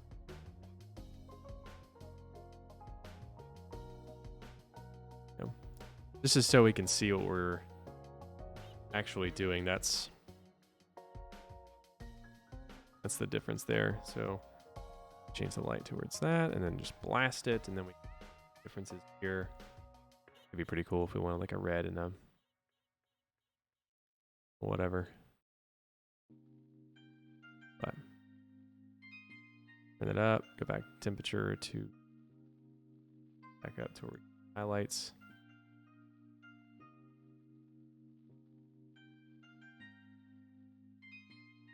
Motion blur on, ticked on. CPU threads is, well, yep, that's about it. All right, let's do some aperture. Let's dial in some. Seeing the can there, off and that dialed in. I think the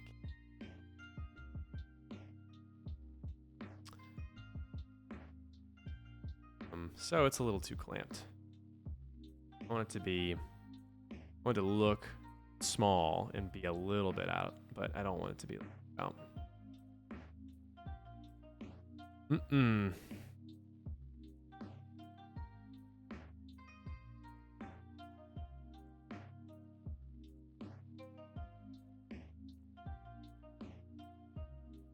Let's go ahead and let's make this while we're waiting for this other thing to which is I guess we can. So let's save this, and I'm about to drop in that big file that we just.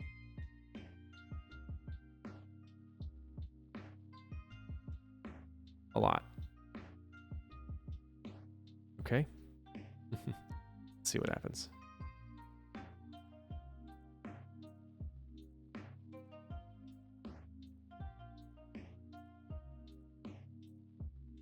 Oh, I probably should have done particle geometry. We'll just see what's going on now. Oh, and my ears are gone. Cool. Hope you can still hear the stuff. I won't be able to hear it, but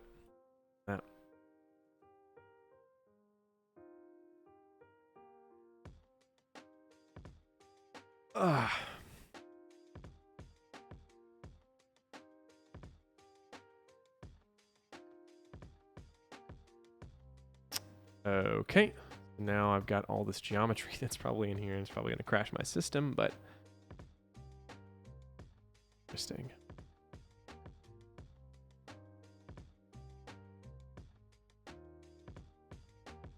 Very, very, very interesting. So I think the scale that we went with, delete this and go with this 9.9. That's what we want. Scale to be 9. Turn this geometry off. Go to here. Let's see any changes.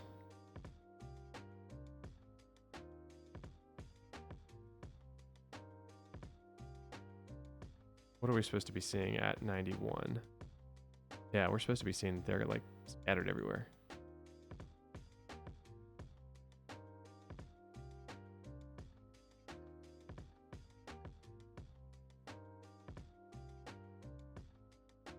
Oh, let's turn off this, yeah. Better.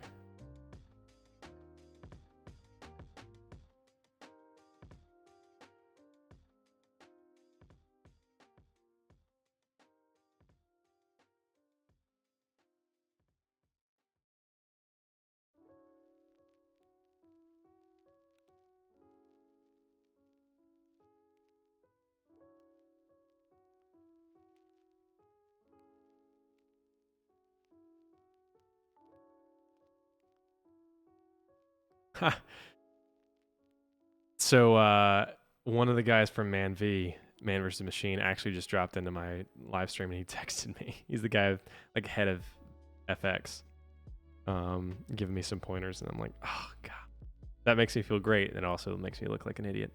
I'm like little baby user, but.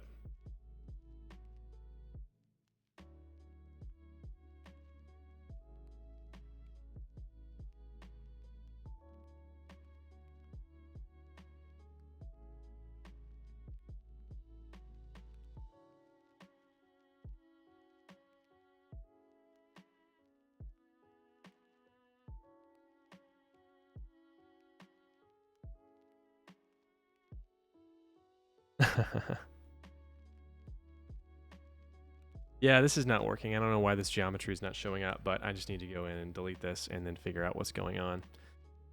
Otherwise,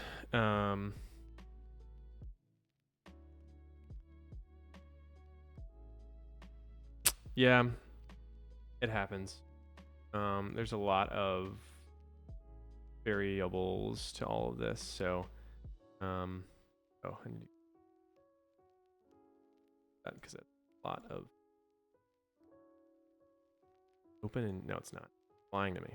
I just took it out. I literally just took it out. Whatever. Buzz.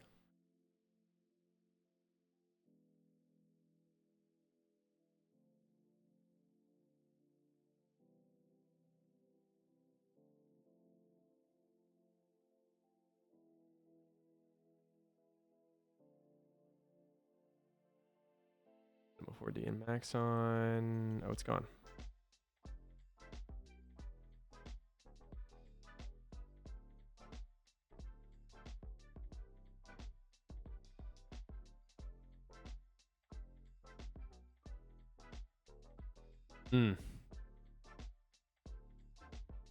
Oh, it's gone. No, it's not. Let me do this time.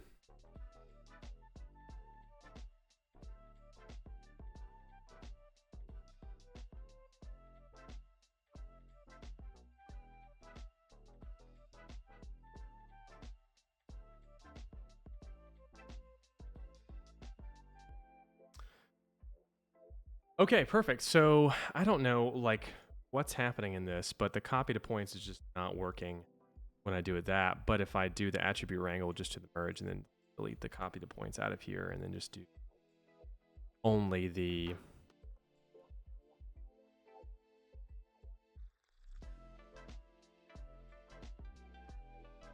okay. Okay, so attribute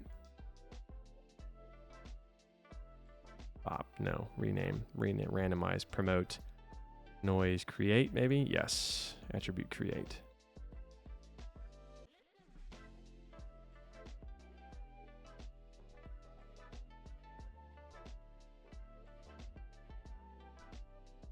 Name is Bell.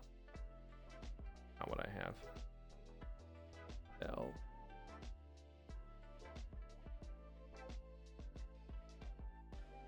Okay, so I have Vel now. So if we do that again, but it's just the points, and I say save to disk, then it should do it automatically to be able to bring it into Cinema4D. Because I think V is just vector, if I had to guess. Sorry, I've got to respond to this guy. It's kind of funny.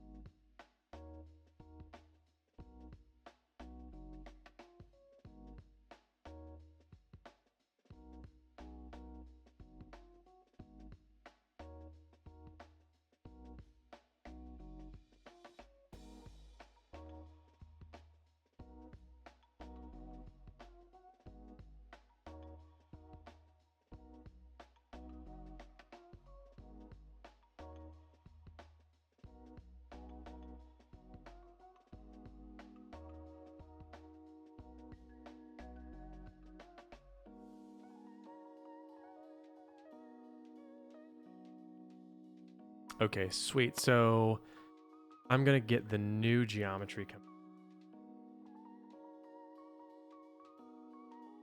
Color maps, other attributes, UV is normal. Okay, so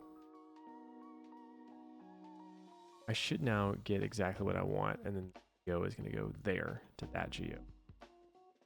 Original.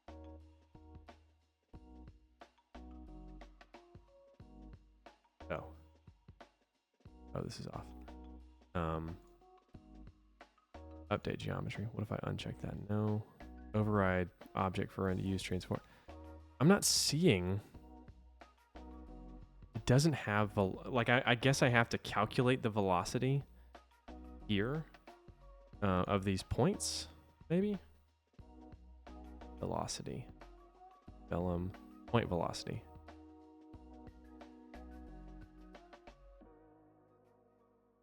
Calculate speed. So before this, then I should have vel, right? Previous.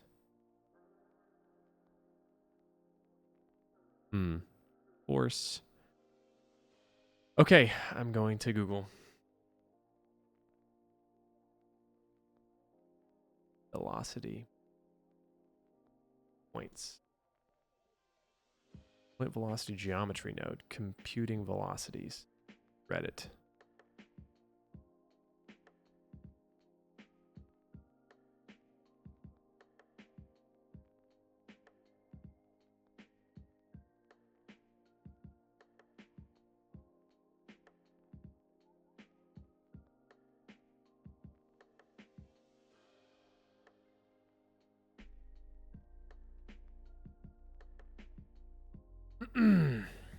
Okay, let's see. Point velocity geometry nodes. So the point velocity SOP provides, I guess, together. Point velocity SOP provides a simple interface to compute, map, manipulate the velocity attribute v of the. Okay, so point velocity is v. How am I not getting that in this though? Because it's already there. Vel is not there though.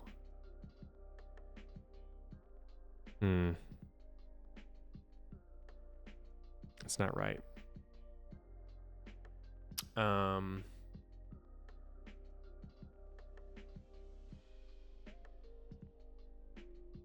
Particle.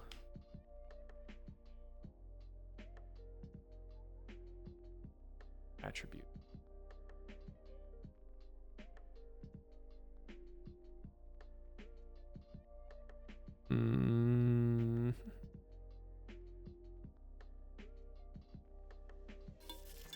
Particles in Houdini we switched here. To take care of that, top source under attributes, it is automatic.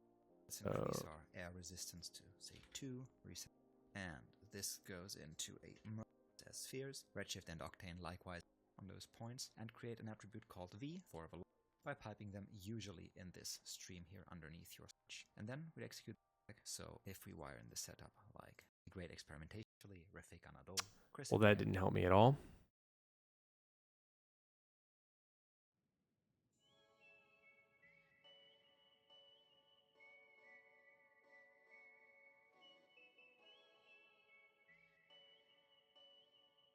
I think V is the velocity. It's just not transferring to Houdini the way that I want it to.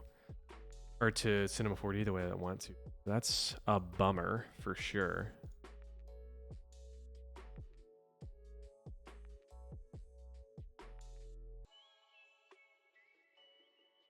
And I've gotten not as far as I wanted to in the whole deal.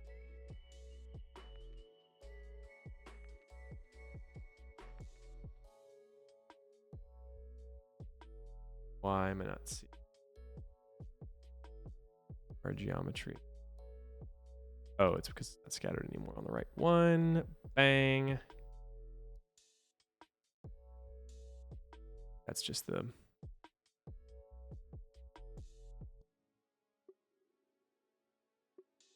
I don't think it's right. Okay, so let's... Not what I want. Bang.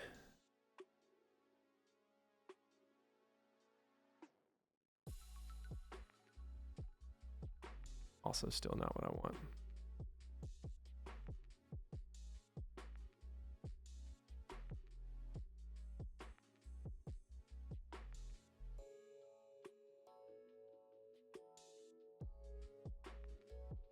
But therein lies the problem, because if we turn it on its side like this way, then it's not going to look right. So we need to go back into Houdini and we need to resim this thing with it on its side, because that's how it's going to work.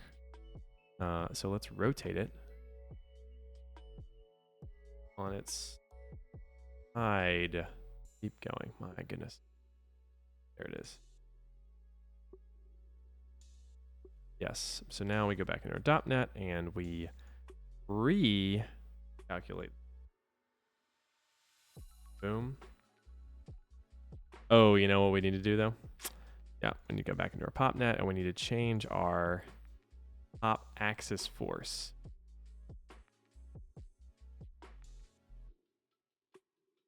Oh, interesting. How do I force? I don't want that. How do I rotate it? Hey, there it is. That's not doing anything. That. Down in a little bit. Is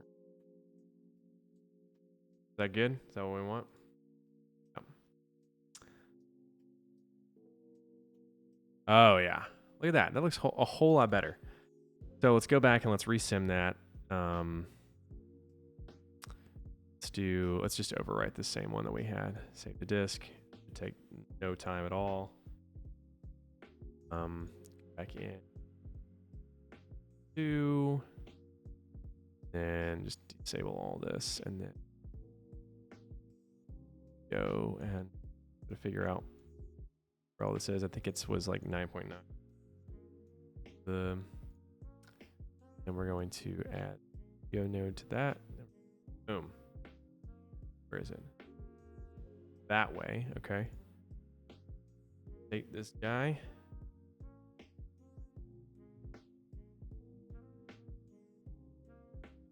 Now let's put geometry in place.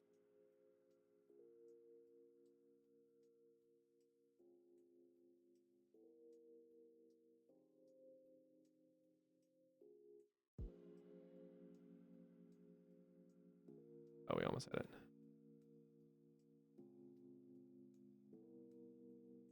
It's just a little bit off. Okay. I think that's got us close enough. Nope, it does not. Okay. Come on. Just a tiny bit. Right in the middle. There it is. Oh. Hate to see it. Probably would, it would be better for us to just go ahead and export out the can from Houdini as well, but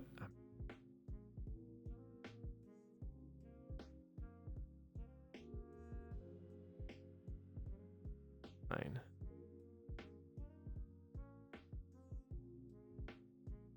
Might be able to just like kind of mess with it a little bit, but that might be it. Go.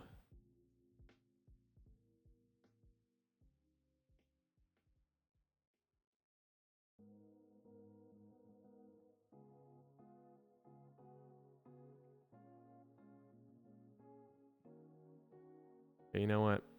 It's on the back side. We're not going to see it. Fine, actually. Fine. We'll do it the right way. I'll export out the can.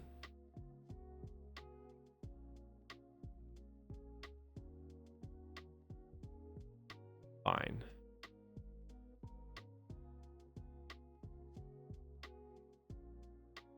And tilt. There it is.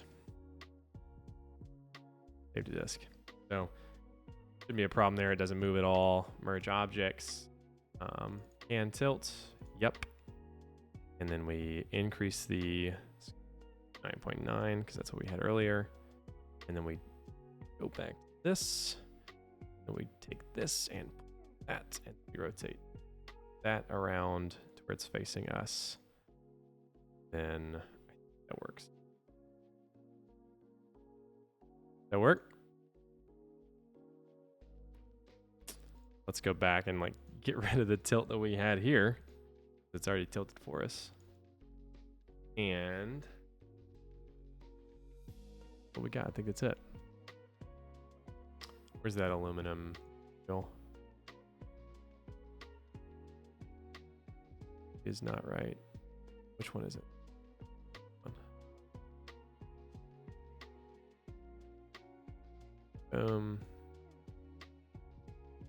Attributes, I don't want any of that.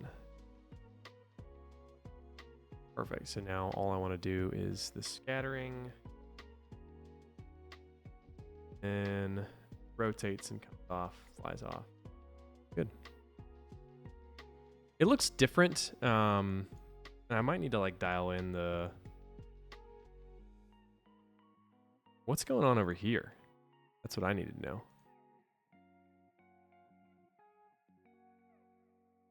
Huh.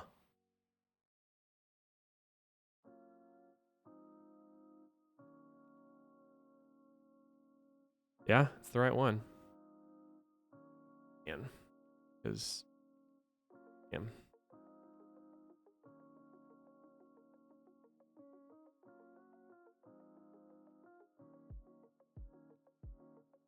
Fine, I guess. I need to go wide angle, honestly. I need to go wider than this because it's not... Oof. Not grabbing as much information as I want it to, so... Go in. That might be a little too much. Let's go 20. Get rid of this.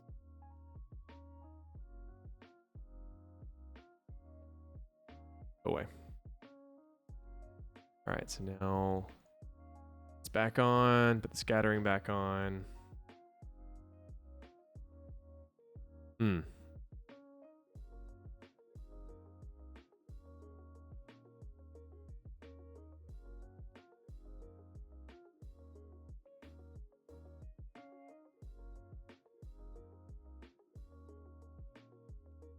I just don't know how I'm gonna get so point velocity from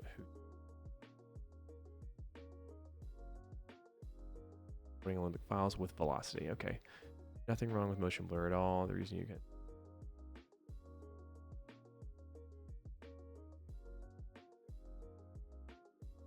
I recommend not outputting one big Olympic and switch per frame files.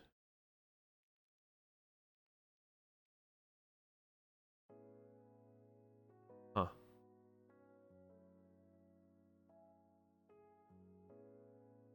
Per frame files. Is that a thing that I can do in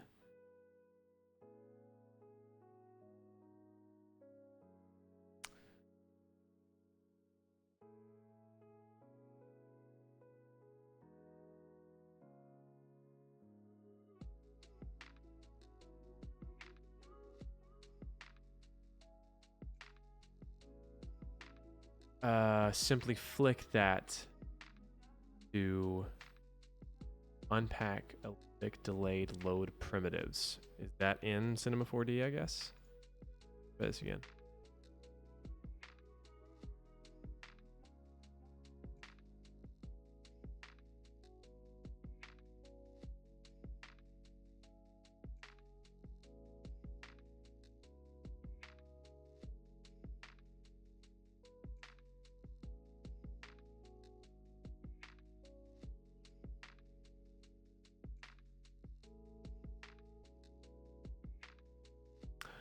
Frame rate is 4.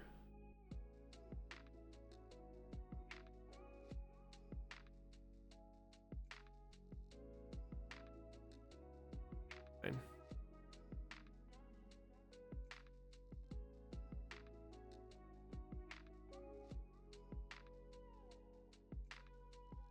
I don't know what I'm looking at.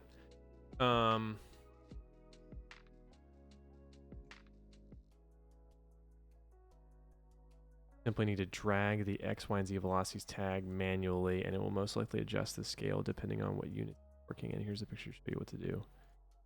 Drag in velocities. I don't have a plugin for that.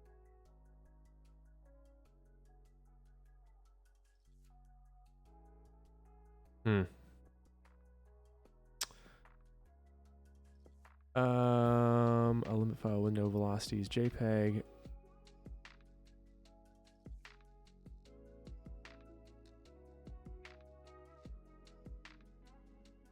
I gotta sign up. Ugh.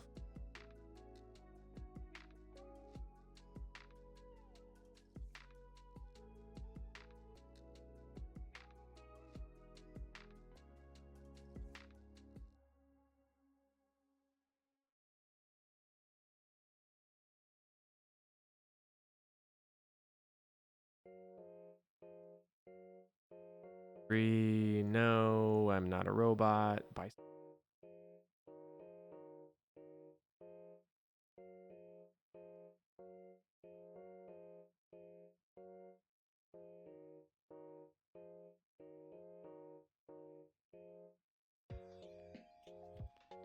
It's already registered.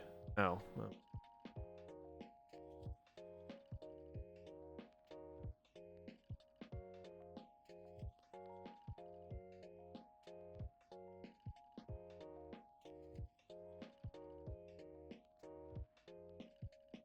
I'm not gonna go through a resetting password. Ridiculous.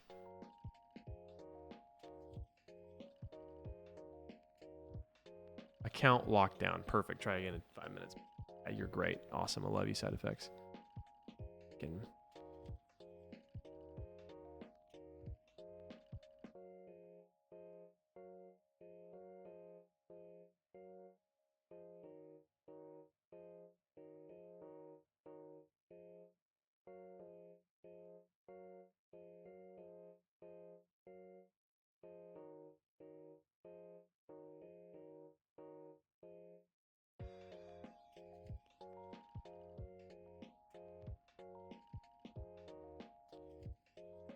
Oh, you know what I didn't do? Probably check motion blur on this. Gah! I hate it. I hate that so much.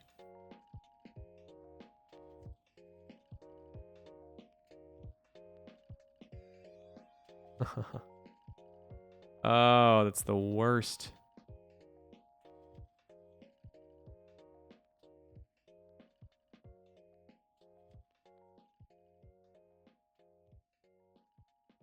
If that's it, I'm gonna be very, very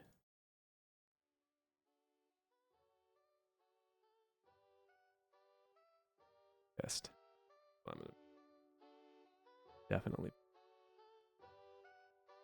Well, look, it took a lot longer than that than it did the first time, so that's good. 3 other attributes. No. As other attributes, but particle geometry, polygon object, not render instances, frame rate's 24. So let's do this. Then round.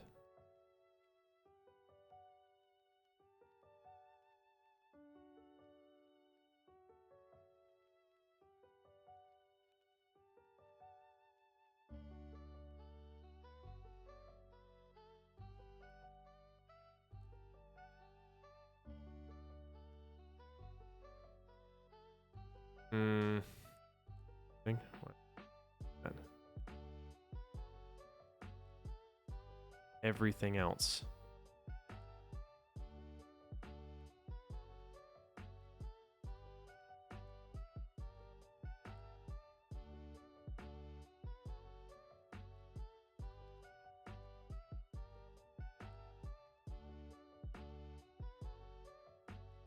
Oh yeah, just go back to 0. That makes sense. Rid of that. This can. Geometry are the same. Say this plane goes with this. Well, all this goes the same. Rotate this around. All comes together. And then this scattering is going to be on the vertex 1.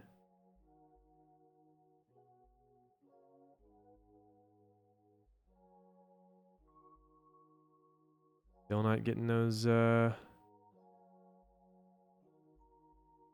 vertex points. I want to be able to say like, give me the data, but it's not doing it. It's because it's point data, maybe? Hmm.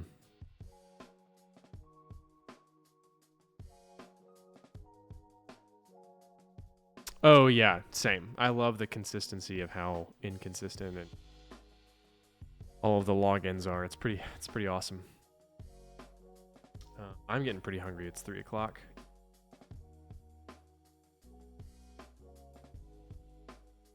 I am tired of trying to figure out how this goes. I might take a little break, figure out what I'm actually going to do some more research, and then that way I can like do this a lot faster, because I had honestly planned on getting this and a couple of other scenes done, and then tomorrow just be doing like all of the asset stuff, like the getting all the files together. So I don't know if you've done this before or not, but I try to figure out what all of the what this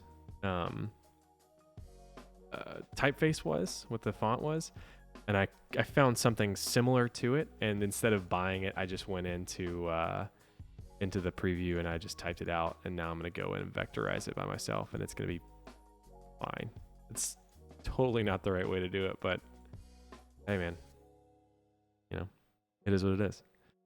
So I'm gonna do a couple of these. I'm gonna need to get it to where it looks like this. So if I just do a little, actually I can pure ref. I don't know if you know about this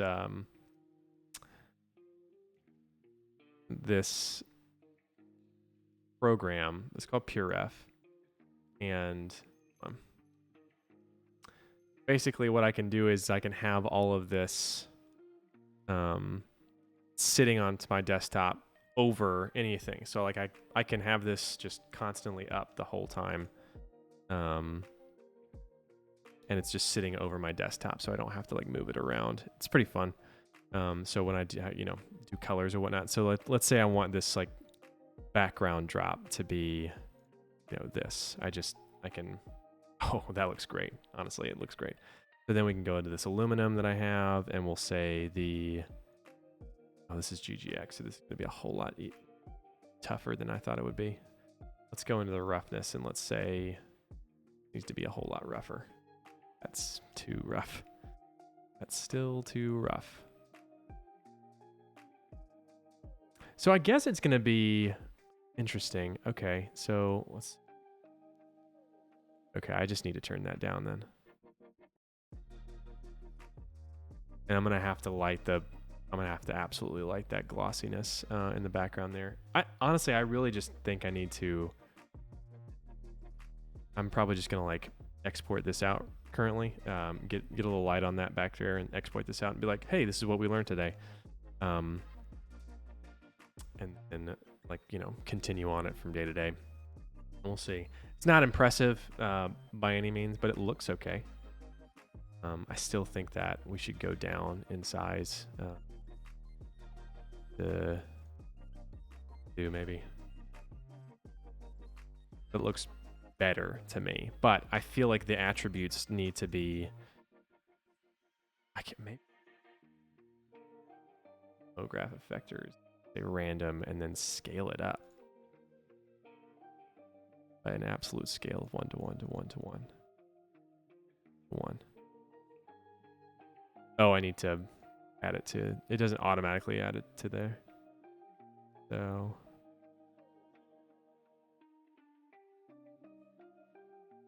I don't think is it working? Oh, it is working. Whoops. Okay, so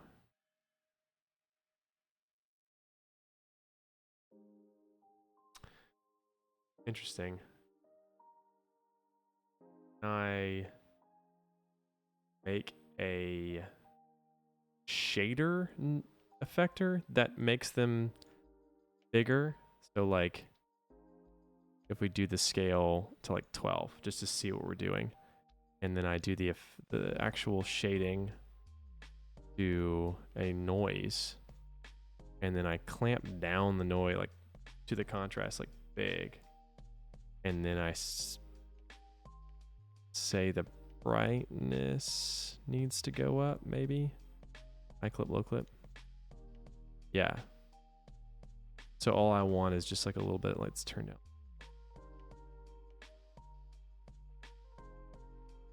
I feel like I need some smaller like strips of noise. Okay.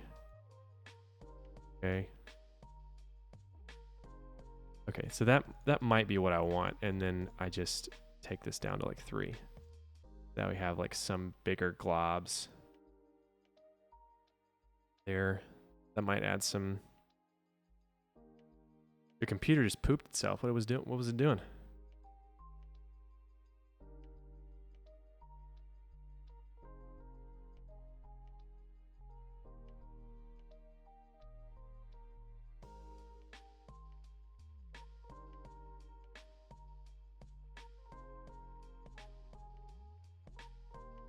Okay, that's not what I want.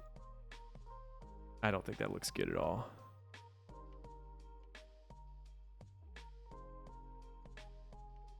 Oh, the typography? Oh, yeah. Basically, I was just saying that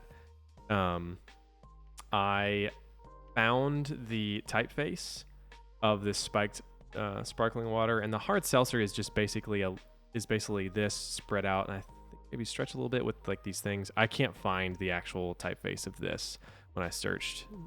But instead of like going and buying this, I would just like added all of these different phrases to the like, you know, example, whatever. And then I just took a screenshot of them, and I'll go in and vectorize them and just do image trace. And I feel bad about it, but I don't feel bad at all. Oh man, I'm illegal in what I do. It's fine. So I need to add some light to this backdrop. So let's copy that and world view, please. There. Great. So I want this backdrop to be lit as soon as possible, and that is really tough to do just in general. As you know, tough. Want some variation, but you gotta be bright enough. But not too bright. I mean, honestly, what I could do is I could go into this glossy material, I can make it a diffuse material, and then I can add some emission to it. And say, you know, light up backdrop, surface brightness. And I guess I could add a color to the distribution, and that color being Topo Chico. And then we add it in. So I don't have to like make the brightness. Or like light it as you will. Let's see if I copy this shader and paste it here. What happens? Where's it? Shader. Okay, so that's not getting us the color that we want, because I don't know. It's because the vignette is actually making the color change, which is interesting. But I like the vignette. I like the hard vignette on it. I think it looks good.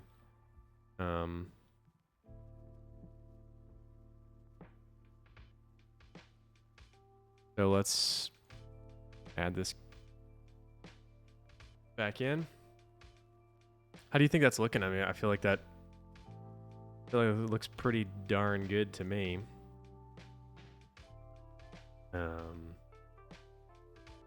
Shader moving. Let's get that. Oh, pretty dynamic. So this is in Ace's CG. I don't know if you've known anything about this color space, but normally I'm working in like just sRGB, HDR. That's it.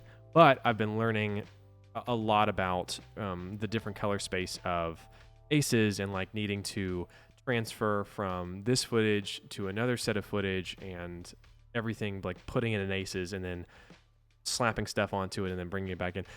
Aces tends, and it's because the dynamic range is obviously higher. They did the Lego movie in Aces.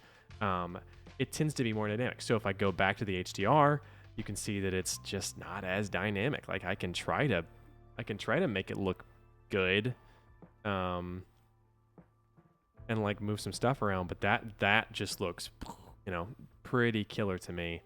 Some of these highlights might be a little. Forget what I'm looking at. Okay, that's those over there. That down a little bit. Take this down a little bit. Is that the? Yeah, that's that guy back there. I like the look of it, but I'm losing some clarity. Hold on. Let's take the thin lens down and get rid of the depth of field for a sec.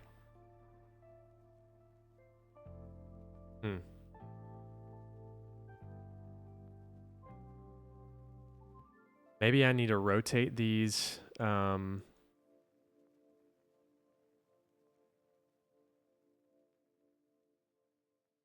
These up, maybe. Bit of that rim light edge.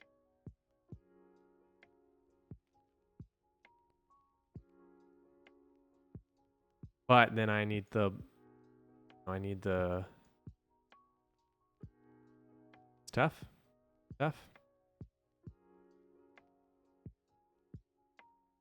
Is this color hotter than? Oh, it's because of the background. Yeah, Cordo Grew did a thing on the Lego movie. Yeah, that's right.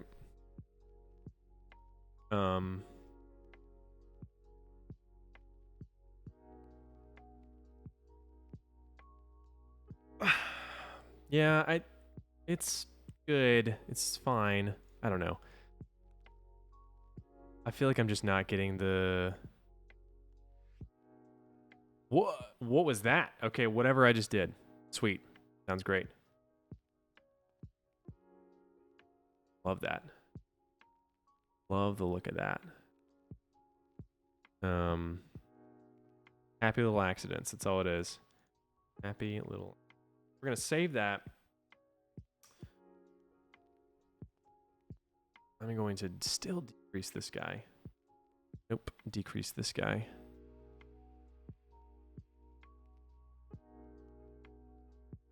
I think I might need to. Ooh.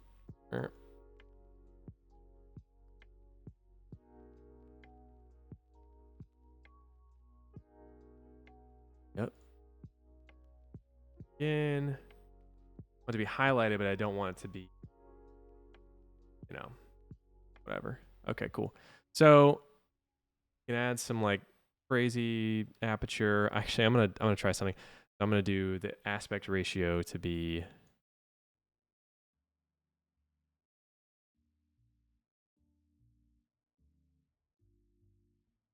Shouldn't it be on the can? Yeah, there we go. Okay, so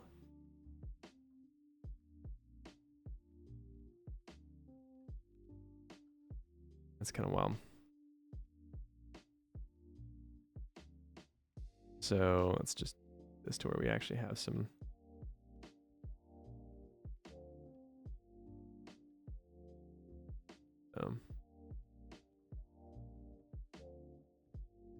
So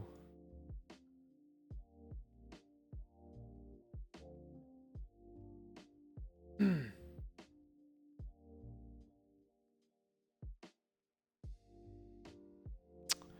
feel like it's clamped a little too much. 2 seconds.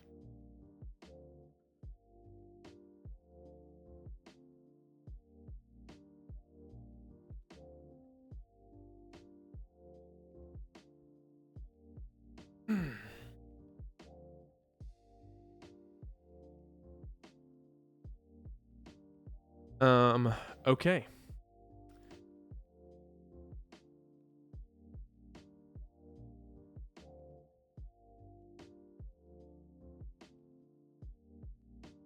to find the best looking frame.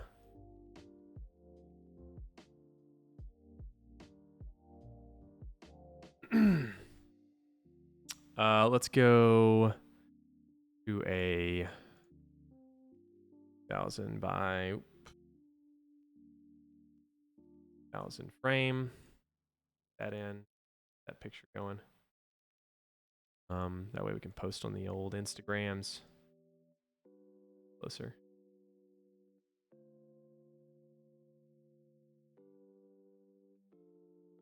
If you were shooting products, what'd you say? The main thing with lighting, shiny things, is to make sure the logo is still visible. Right. That one sign seems pretty hot. Yeah. Yeah. I mean, it just all depends on once the Topo Chico gets in there. Hold on. Let me see if I can pull up that spot that I'm looking at. I think it was on my Behance page. I like appreciated it or whatever. Oh. You know what? I'm not even gonna do it. I'm not even gonna freaking do it. I think it's over here. Okay, I got it over here. Sweet. Is this so? Right, like they had a really easy time with this shit because oh, that's one thing I didn't do is like the displacement. So what we'll do is we'll go back and we'll make the displacement of each of these things. It'll be a little bit better. And so see, they've got circle packing done, correctly. Anyways,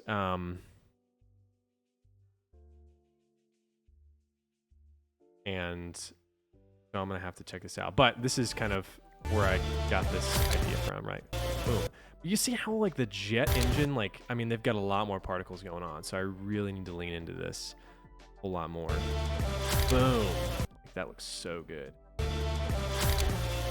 Let's just take a look see here, right? We've got a lot of different bubbles. Those are all the same size, a little bit displaced here and there. So change. This is the strawberry thing I was talking about. Boop, boop, boop, boop, boop. It looks so good. Berry and then into oranges. Yeah, that would be easy. That's really cool. Into this. I mean, it's just incredible. Like all of that stuff is stuff that I definitely can do. I just need to do it. You know? Like, so let's look at what this is. It's like jetting up, but it's not here. It's very much.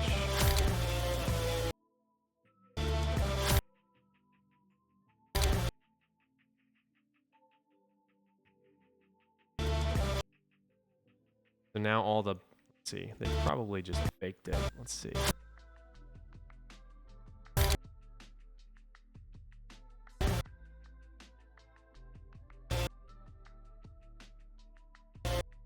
So I guess like we could add a spin with no actual spin and have the middle of this just be like pushing things up as far as it can. Kind of like a muzzle flare from a cannon or something like that at one point. Oh, interesting. Okay, so maybe it's like an explosion. What we can do is we can do something called advect points. Okay, this is interesting. Back to it. Apparently we're gonna keep going. Smoke, but with the water park, right. So I think that what we could do is like add VDB advect. Okay. So let's see if it can do, here it is. Okay, so field, geometry, point group, velocity field, collision, point attribute. What do I need for this to happen? Let's turn all this, let's turn all the rest of this off. Let's just go here, do there, turn that off. Now, it really have nothing, right?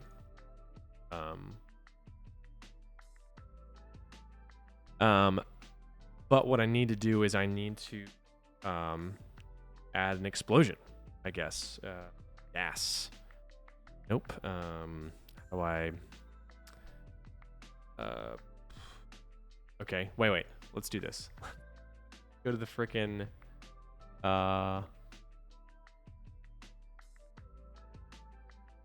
pyro. Okay. Colored smoke, add color, billowy smoke. That's what we want, right? Billowy smoke.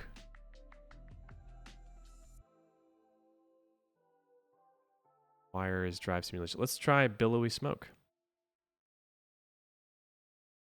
Select the source of the billowy smoke. Okay. Sphere. Let's just do that. But very small.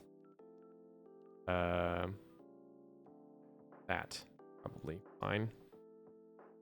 So now I have to select sphere and I have to do billowy smoke. Object level. Scales detected. A new object has been created. What? Oh, word. Okay. Okay, so now gravity is going a certain direction, but I don't want it to go that way. I want wind. Wait.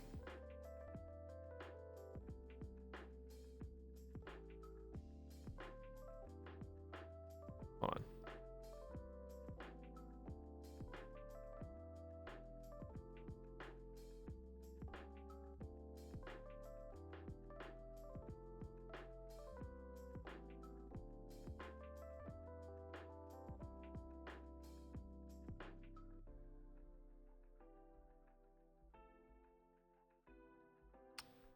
Oh, this is interesting. This is very interesting. Okay. Gravity force is, let's do 0 on that. And I just want to see which direction it's going in, right? It's still going up. What's happening? I'm telling you to go down.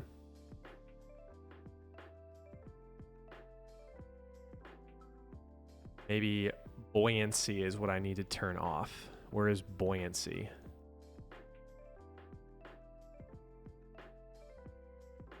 Source. Solver. Maybe it's in the solver. Ah, there it is. Okay, buoyancy direction. That's what I want. So buoyancy direction. It's the opposite direction of that. 1.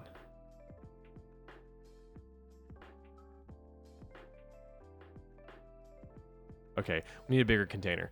So, let's say the max bounds is clamp maximum sphere source. I don't want that. I don't want that. Enforce boundary. Nope. Clamp to maximum. Should just keep going.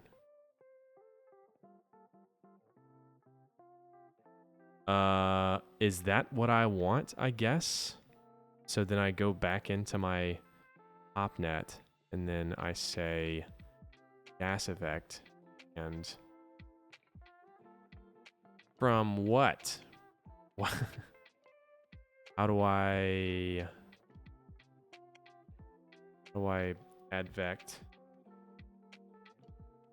And obviously I have to tell it to do something.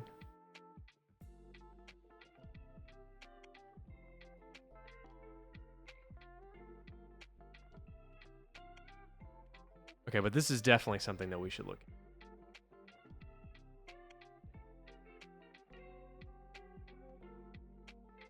Gas. Let's vect. Gas. Gas. How to use particle. Gas particle to field. That's not how you say that phrase, but whatever. So you need to move your business online.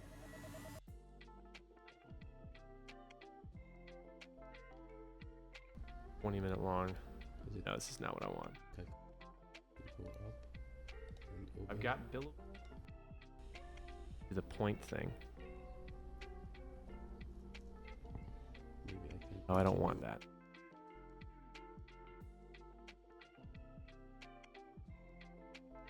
In fact.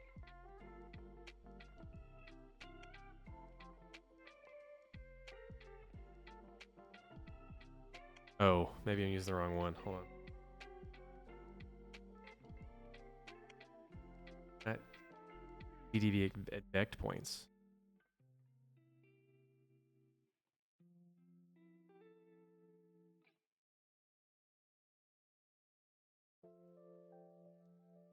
Okay. Hold on. What? I don't need any of this anymore, I guess. I don't need to.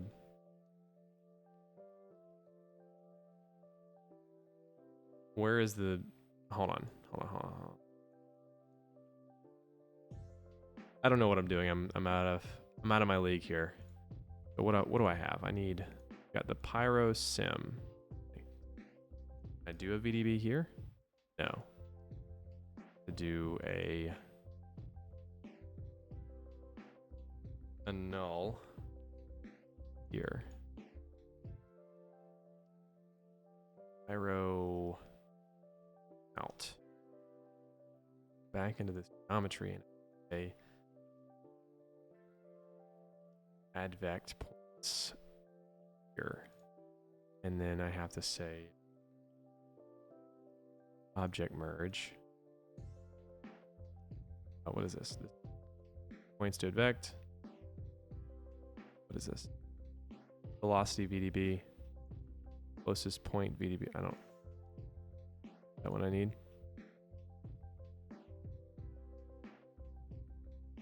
I don't know. I feel like I need something else.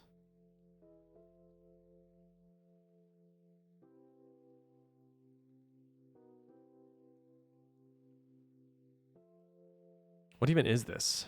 Is this a VDB?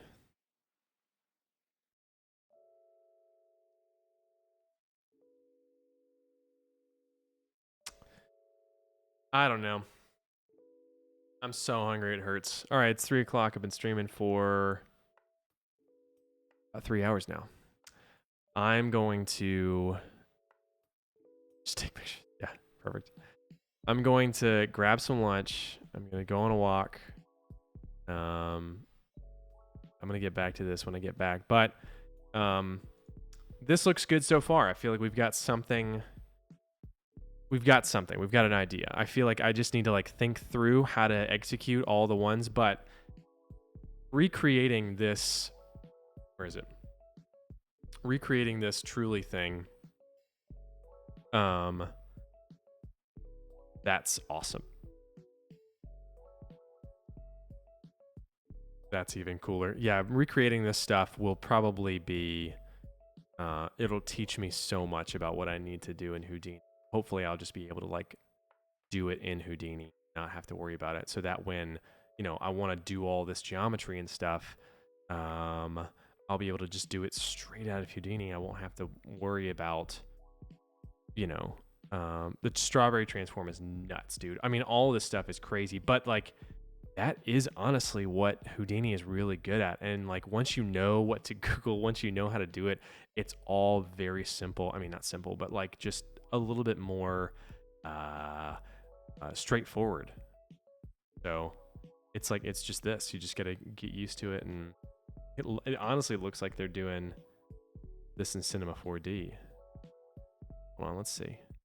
I mean, look how many people were a part of this. This is so ridiculous. Put these people, 3D animation, fruit punch. Yeah, that's right.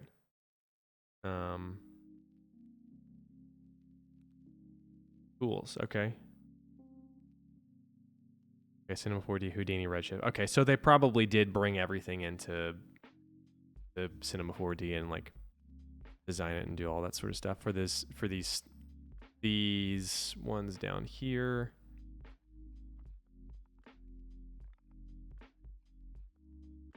So that's what it looks like, right? So you've got one,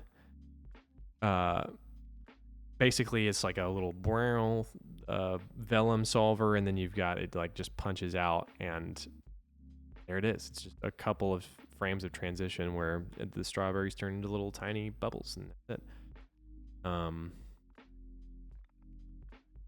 That's kind of wild. All these are what's called viewport renders.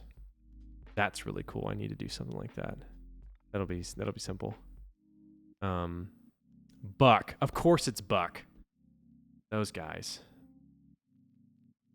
But I feel like we're going to get there. And the point of this is to just learn how to do all these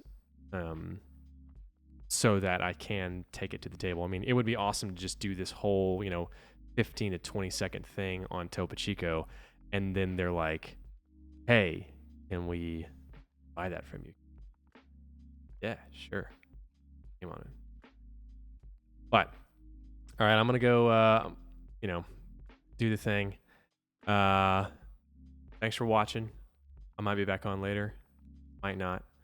But good to see you. Y'all stay safe and peace.